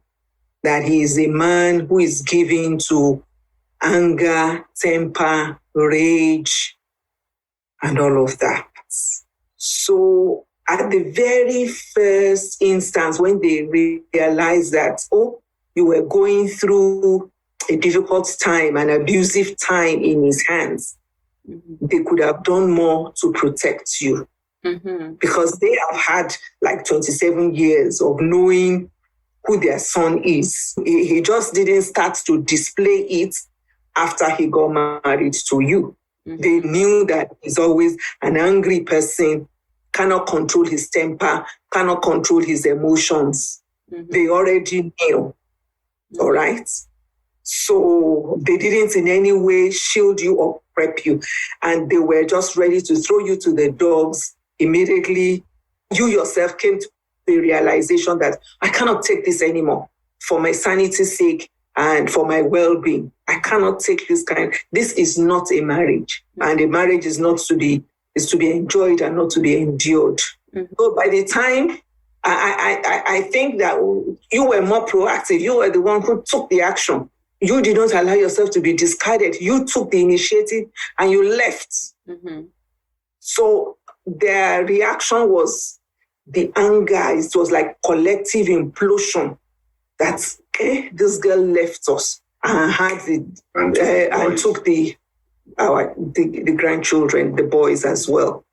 But the way I see it is that if a woman or a wife says, I'm in an abusive relationship and has 3 minor children, instinctively, it's only natural for the woman to depart, to flee. She doesn't leave her precious cargo behind. She goes with the children. And that they have not seen. And so they have seen it, but they felt I don't caught out. That is it. Maybe they feel caught out. Then you ask the question that what is the way forward? Personally, an abusive marriage is no marriage. They have even taken this step. And they have the ones who annul the marriage. To dissolve the marriage. And to dissolve the marriage. So it is whatever you decide. So the way forward is after the marriage. Not after the dissolution of the marriage. No, not even. No, it's not even because it's taken together. Is that I mean, would hope just so that let's not even stress ourselves about the marriage is over. Like, even if I am never going back, so that one is already done. But I guess exactly. my question more is about relationally, because like you said, there are children involved here. As much as it will please me to never have to see these people's faces again, I know that it is impractical for me to expect that would happen. So I know how I am going to be comporting my own self moving forward. But I mean, for you guys, relationally with these people, what do you see happening? For us, yes, because there are children. And yes, because we are Omoluabis, we will maintain civility with them. Not that we are going to be seen. No, but meet them outside of the function. I say civility. We'll maintain civility because for the sake of the children, they are grandparents. We too are grandparents. We hope to be able to have an impact in the life of our grandchildren, and I'm sure that they also hope to have an impact in the life of their grandchildren. And I hope that we can maintain that civility. We won't let it turn into a shouting match anymore or abuse or anything. We ordinarily, our circles are different anyway. So, the areas of Israel. I said so to your Tento Israel, everybody. Mommy, to be honest, I think I want to direct this question to you, which is, there's something that keeps coming up, which is, like you said, it feels like this man was a wolf in sheep's clothing. Paulinus himself was a wolf in sheep's clothing, his family too as well. And I think that seems to be like a real pain point for you. Can you please elaborate on that? Okay. Yes, that is very true. And that is where my own sore points come in. I feel so disappointed in all of that, and that I was hoodwinked in such a blatant manner. Because this is a young man who carried himself, actually portrayed himself as a Christian. Paulinus' father, they are Christians. They have a chapel in the home in which he grew up. So basic principles of brotherly love and kindness, these are just elementary principles of the Christian faith, walking in love with others. This is a gentleman, a young man who took an oath before God and before man to love, to cherish his wife, to honor her, to protect her as his own body. He went through the church counseling classes. He attended church. During their courtship, I got to invite him even to my church programs, and he came willingly. I know that even at the start of their marriage, they were going to the church of his choice. And so nothing was passing through him. He wasn't even trying. And the Bible talks about by their fruits you shall know them. And I can categorically say now, from all the things that I have come to learn about this young man, the love of Christ was far from his heart. So that is the way I feel. And more importantly, his parents, it's like there was just a gang up. There is just a gang up to continue to cover his bad behavior. And his bad behavior are just too numerous. I don't even feel like talking about it, because I feel every time that I have to think about it, I just feel my daughter's pain, because I know my daughter. She's strong. She's courageous. She's quiet. I didn't bring her up as a gold digger.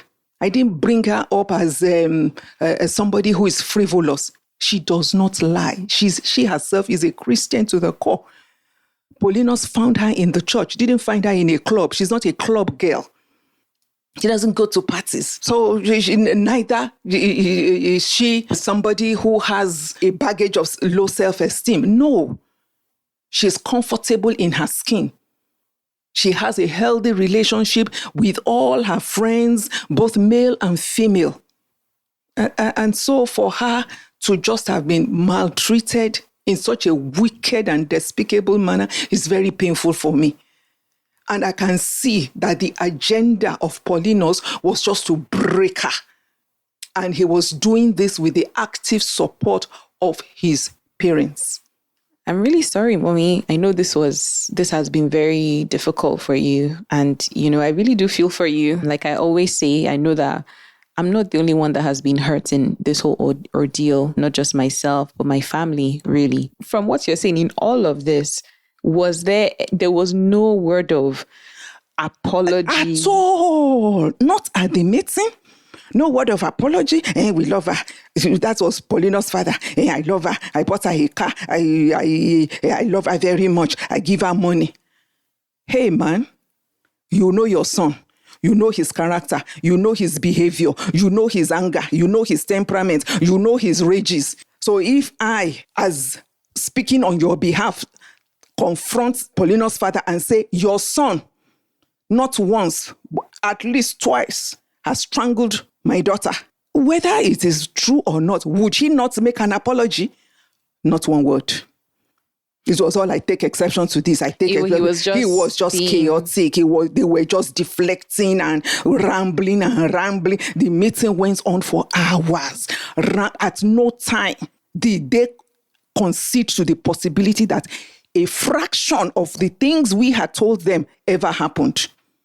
They were in vehement denial. They and all the people they brought with them. So let's even... Not only that, before I forget, even at the subsequent meetings, it was all about, where is she? We want to see her. They kept on going on and on and on about that. There was no unsober reflection, even after that November 29th meeting, all the other subsequent meetings, one-on-one, that they would have had time to go back to their son to say, Ngbo, Osheba Ifun. They never came back to say, Ewo, Omowati Sheyin. That is, look, in the Yoruba culture, husband and wife dispute or issues like that, the very first thing is that the in-laws on the groom's side would just be apologizing. Ejo, Ati Sheyin, we have hurt your daughter. Fidawa, Shekinikon. No, there was no apologies to that effect. There was no soothing noises to that effect. Instead, it was like, our son has ammunition. We're restraining him. He has things that he's going to disclose. He wants to put it on the internet. And we're like, what? Kilagbe, kilaju. Your son is hitting on his wife. He's an abuser. He's an abuser, beating her black and blue. Very often. Abusing her, calling her horrible, unprintable names. They themselves, their ears tingled when I said those names to them. But, I just could not. So I just wanted them to have a graphic picture. And that shows that there's absolutely no love. I mean, I think I do want to circle back to what you said when you said, they are in denial. I think we need to change that word, because it's not that they're in denial. They're just so invested in covering this behavior up. I agree with you. Because they have been doing it from the day Paulinus was born. Cover his bad attitude, enable him further. They are his enablers, covering him. Because this is not something that you cannot just become a monster in your marriage if in your teen years you've not been doing something. You've been doing something. You've been a wicked person. You've been beating people up in the neighborhood. They know. It's not as if they don't know. I'm sure if they go and look at his past records again, he must have been somebody that it was hard to discipline. There was a problem. Oh, of course. And I've shared this already before. And, if you're even just hearing it for the first time, this is someone that, gets into physical fisticuffs with his own father.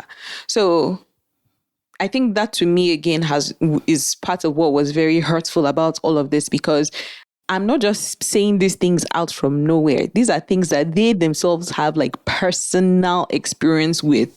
Mommy, I think one of the questions I'm going to direct towards you is just, so far in the legal landscape in all of this, his mother has entered into the witness box, taking a stand against me, and had all sorts of colorful things to say, his sister as well. But, specifically his parents. I believe his dad also as well, submitted some sort of statement or whatever. What has been your feeling about all that? Because I know that you and Daddy made a specific choice not to even enter into this legal space. So what's your feeling in seeing his family do that? Is this bizarre? Is this normal?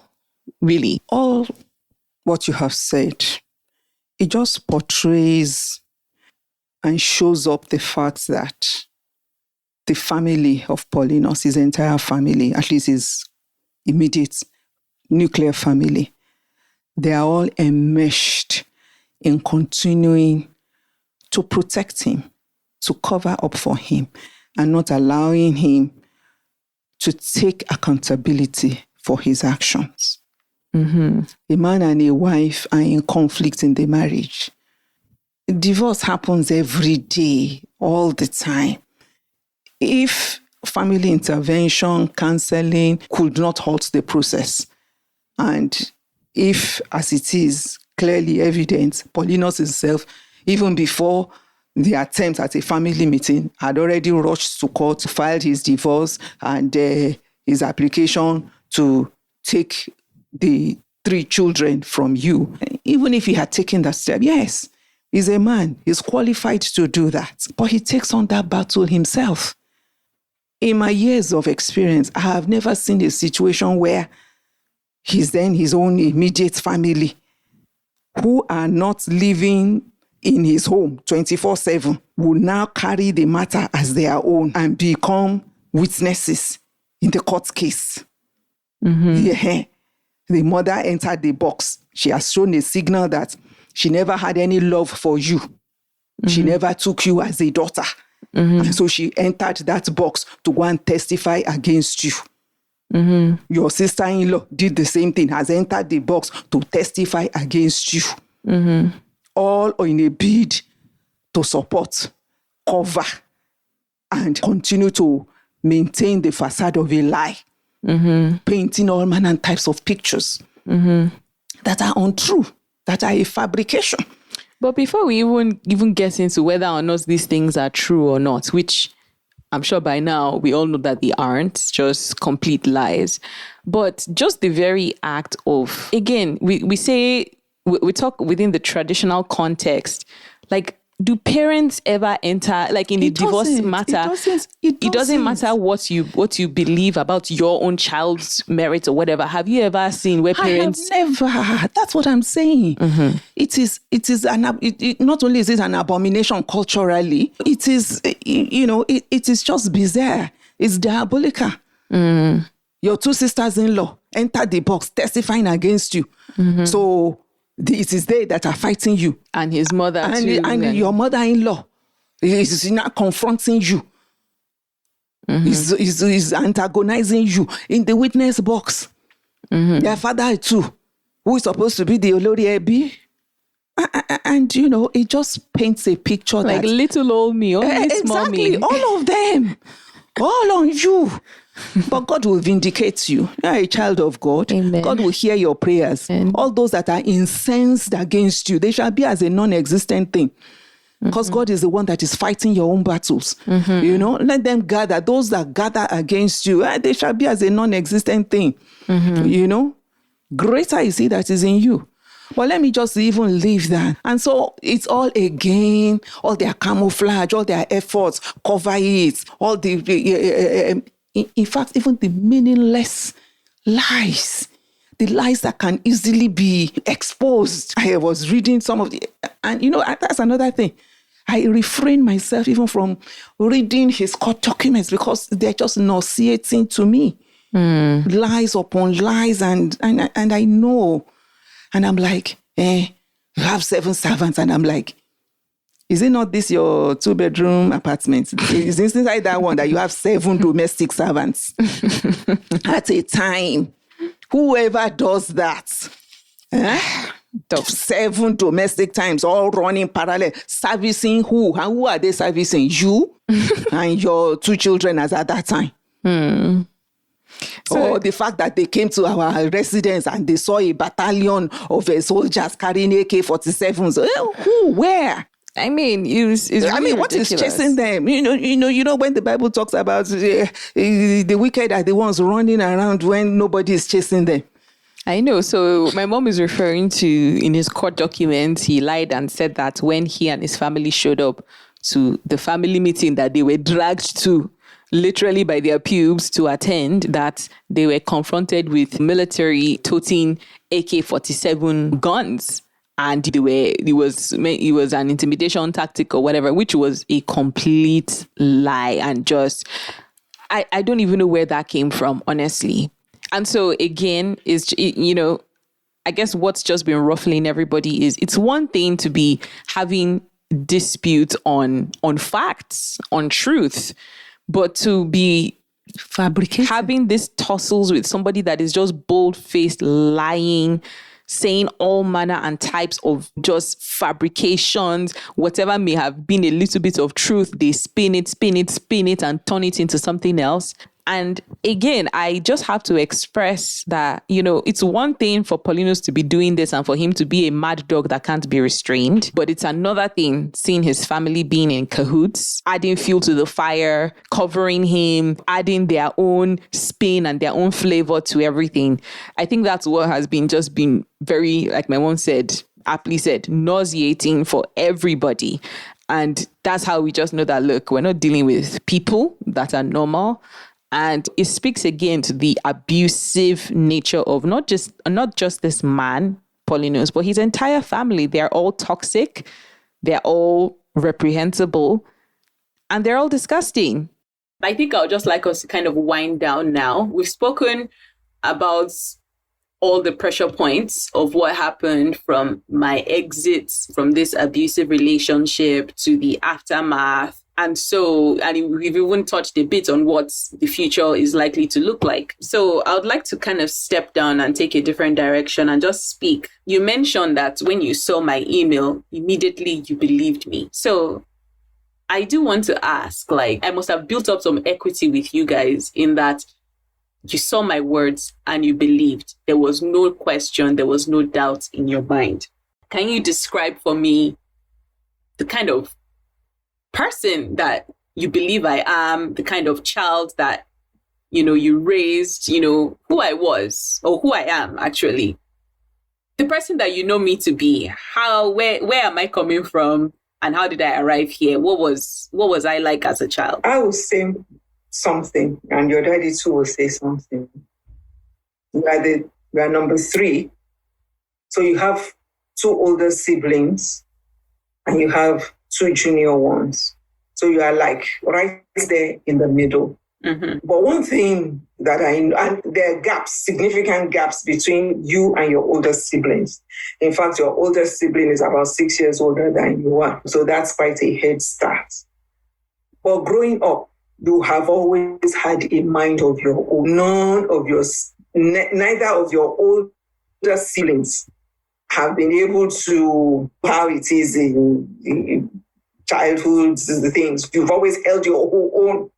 You stand up even to the 6-year-old. You stand up to the 3-year-olds. Mm-hmm. You stand your ground. You are able to express yourself. Mm-hmm. You are able to express yourself. I also remember that when you have an extraordinary amount of bravery, because the kind of escapades that you used to get into as a child, it used to alarm me. Walking home from school, you were always dropped off, picked up, and on the day that you would decide to walk home, almost like a kilometer through, corner, that you even knew the route was amazing to me.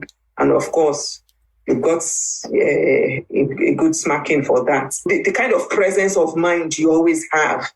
I remember the time when you got lost in a Victoria station in London, but how you still had the presence of mind and you said, no, I will go to somebody uniformed, all those ones that wear those yellow flak jackets, and you just went to that person. Can't even remember what you said, but I was upstairs panicking, telling them to radio and everything, and I immediately, what struck me was that I went to the gates where we usually took the train, and I went there and I told the station master, my little girl is missing. Please, if you see one brown little girl, don't let her pass through these gates.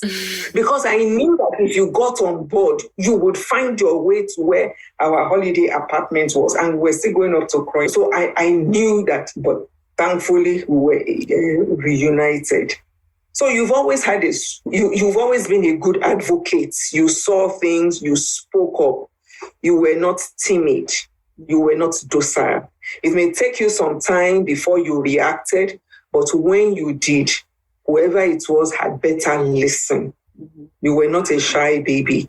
Oh, you were the greatest of dancers. When everybody is still being shy, you were there on the floor collecting prizes and dancing and feeling very, very free. And that was how you were a sports person. You enjoyed sports. You were always on the field, all through primary school and everything. And even in secondary school, you enjoyed your secondary school. I mean, I had a child who was always saying, Mommy, come and take me away from here. But you took to that same school and it was like a breeze to you. Mm-hmm. And to show that you were so more or less independent-minded was that even when I told you that, look, now you are in SS2, I am no longer doing this long-haul trip to come and be visiting you, to just be you and your dad. You immediately understood. You had no, you took it in your stride. Mm-hmm. So you've always been one of the stronger ones in the family, amongst the children. Articulate, spoke up for yourself. You were not reticent. You had a quiet side, but you were deep waters, or rather still waters that ran deep. Mm-hmm. So you were not a pushover. Mm-hmm. You were never a pushover. Okay. Mm. Thank you, Mommy. Daddy, did you have anything to add to that or say? I share all that your mommy said. Mm-hmm. I do.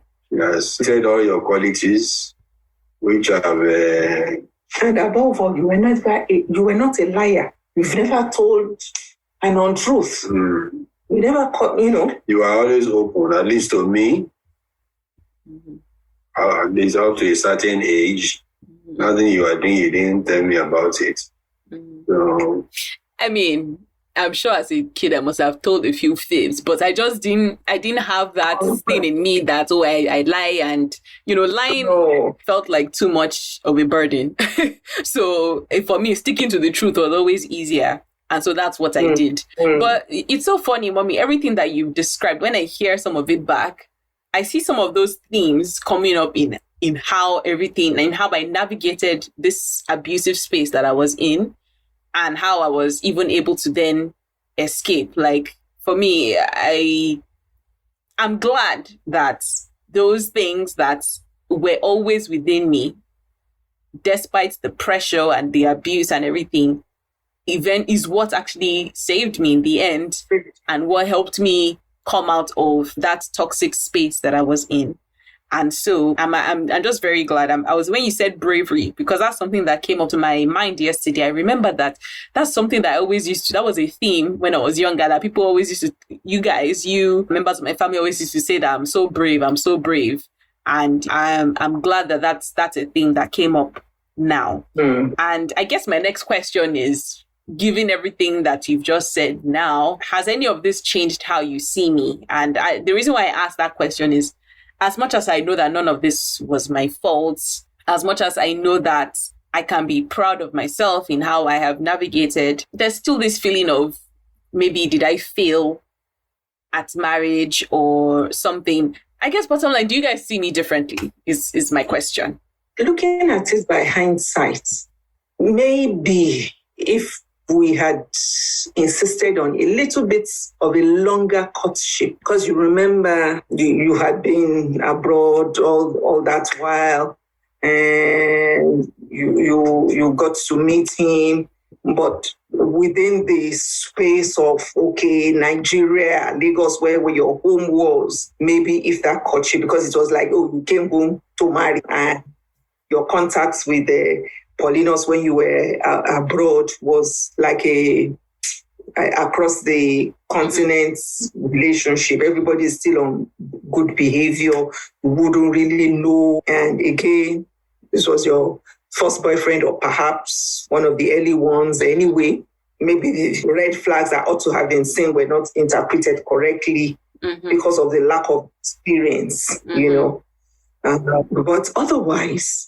I don't put any blame on you at all. You handled the situation as best as you knew how to, or how you thought, let me do it like this. I don't know whether we're still going to be able to ask that question when the incidents were happening, when you were getting this rage and abuse marriage. Yes. Instead of February 2nd. Yes. Why didn't you come to us? Not that I am blaming you. I totally understand. So just so that we're very clear, the question is, because everything was such a blind side to you guys. You guys didn't know anything. And so your question to me is, why didn't I ever speak up and say something to you guys as incidents were happening? Why didn't I ever run to you guys? I'm going to answer that question. You touched on it a little bit in that the way that I am, I take in a lot of information. I'm not often quick to react. I'm not a reactive person. I take in information until I understand it correctly, and then I act. So one of the hallmarks of abusive relationships is confusion. I spent a lot of time very, very confused in this relationship because on one hand, I'm being treated like the best thing that has ever happened in this world. And then on the other hand, I'm being treated like utter garbage, like I'm the worst thing in this world. So for much of my years with this person, I was just bouncing around on this yo-yo. I wasn't sure. I just felt like I wasn't sure.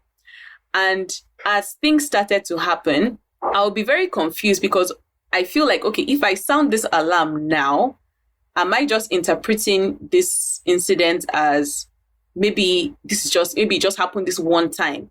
If I tell someone else now, that person may not be able to let it go.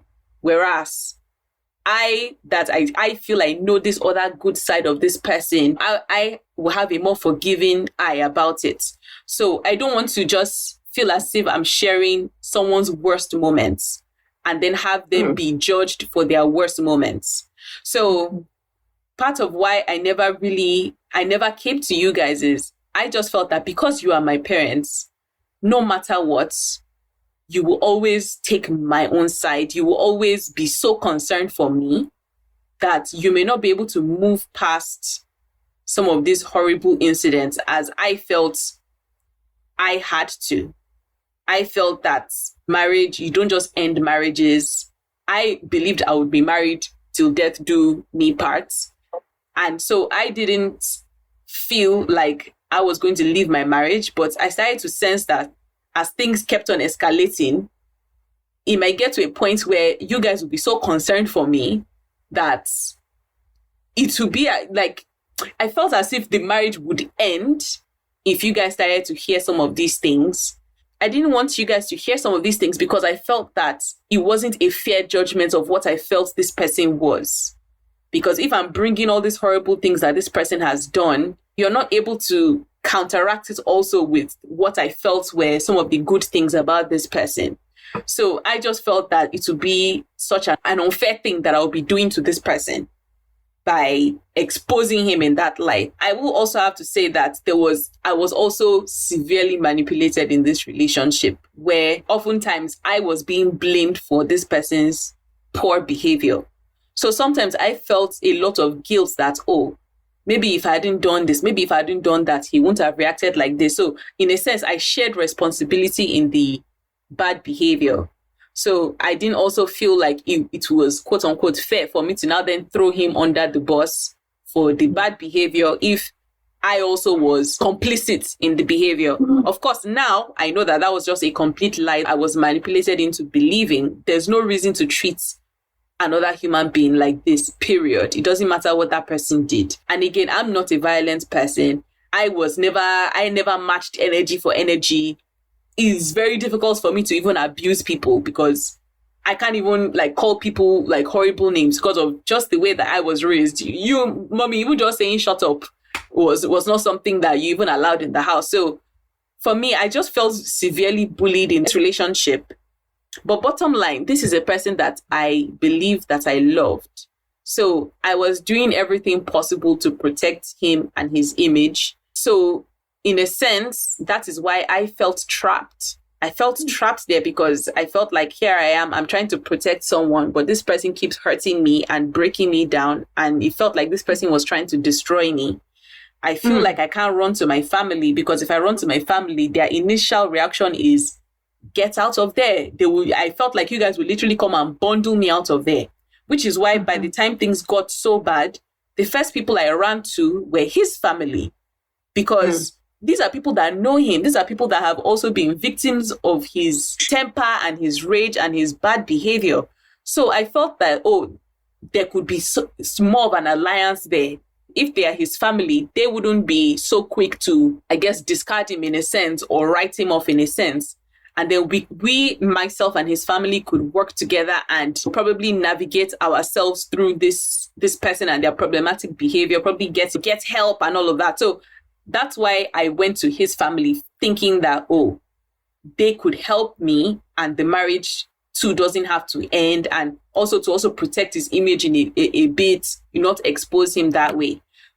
I was not expecting his family to fold like a pack of cards and throw me under the bus and try and whitewash history and claim that nothing ever happened and paint me as this mentally unstable person that is just making up lies and telling lies against their son and casting aspersions. So I say all of this to say in a long-winded manner that I felt the undue burden of having to protect everybody's interests. I was busy protecting Paulinus's interests. I was busy protecting my own family's interests because I didn't want to put you guys in an impossible position. I was busy protecting Paulinus's parents' interests. And in doing all of that, I forgot to protect my own interests. But I'm glad that I finally arrived at the point where I knew that enough was enough. If I did not protect my own self, that I was going to be consumed and destroyed by this man and his abusive behavior. And so that's where I then took the steps to leave. I hope I've been able to answer the question. You've answered it very well. We understand it. And it's all a function of the personality of your person. That's just who you are. And you were putting yourself right there on the altar for everybody. We look to God for a final and amicable resolution. Mm-hmm. I will not want you. We are your parents. We don't want you to endure or to put your own life at risk. Mm-hmm. And we are well aware of so many women who get battered and lose their life, are maimed for life, traumatized for life, have emotional trauma by sticking in a bad marriage. If it's bad, it's bad. All right? So we'll pick up pieces and we move forward. And it's not a failure. You have not failed in any way. That's what Daddy just mentioned to me, that you are not a failure. You have handled yourself very creditably, and we're very, very proud of you. So I guess this is basically where we end it. I guess the final thing is, and I think I'll just leave this one for Daddy to say, what are your hopes for me? And you can be as concise as you want. You can be as long-winded as you want in this question. Well, to paraphrase your words, the bottom line is your happiness for you and your children. And for you to find your fit family in Canada, but like you are saying, you are there to stay. So our hope for you is that this ill wind will soon blow over. My mommy said there will be a settlement amicably to this current situation, one way or the other. It's not going to endure like this for long. And then you start afresh, your life in Canada, all your hopes and aspirations come to pass. Amen. And then with time you will heal. If it's your choice, over time you will find another partner, a good man to take care of you and your children, or whatever you choose to do. The important thing is your happiness, the proper upbringing of your children, and then the full support of the family of us on our own part and your siblings. Those are hopes for you, just for you to be happy and move on with life, and then be your old self that we know, not the baby we knew when you were in your marriage. Because we were observant to know that you are not so happy in the marriage, but we didn't know we couldn't place our fingers on what was happening. The few visits you made there, you were always looking morose, acting moody, but at one point your mom even told me it was due to the difficult pregnancies you had, the nausea, and so many other things. But anyway, now we know better. We have better insight into what you are going through. So the thing is, like I said the other time that we spoke, our hope for you is that for you to look ahead and look into the future, plan your life and live it to the hills. So that's our hope for you. Okay. So thank you guys very much. I know this was not an easy thing for you guys to talk about. It wasn't an easy thing to, I guess, remember again the emotions of it all. But I thank you guys for agreeing to do this podcast with me, to share your own point of view. And I also just want to say publicly, thank you guys so much for standing with me. I have been put under a pressure cooker there's a lot that was thrown at me in this process. And I have been able to stand as strong as I've stood because of the family that I have backing me, you guys and my siblings and, some of my very close friends. So thank you guys. I appreciate you. I love you guys. And I know that my life is beautiful and it will continue to be. And I know that I know I've always made you guys proud. And I'm sure I will continue to do that. So thank you guys again. And we love you too. Thank you. Love you guys very much. Love you. And that's it, guys. That concludes my interview with my parents. I'm so grateful that they agreed to do this. Please say a prayer for them, guys. Like, this wasn't easy for them to do, but just to support me, I'm so glad that they agreed to come on here. So in the next couple episodes, we're going to be back to the regular format of just my sister and I walking me through my story. And, we're going to delve very deeply into the specifics of the abuse, recounting the actual things that happened. We're not just going to be speaking in general terms here. No, we're calling everything out. So I hope you guys, sit tight, and just be ready, because these episodes are going to be coming at you piping hot. All right, guys, take very good care, and we'll see you on the next episode. My discernment about what I am facing has made me a target, but I must nonetheless speak up. Make no mistake, this is still a live and ongoing issue, and myself, my children, and loved ones continue to be in danger as a result of my coming forward with the truth. I want it on record that should any calamity befall any one of us, my abuser and his threatening family should be the first people held as persons of interest. Authenticity Warrior is available everywhere you listen to podcasts and is at Authenticity Warrior across all social media platforms. Please feel free to like and share this podcast. Thanks for listening.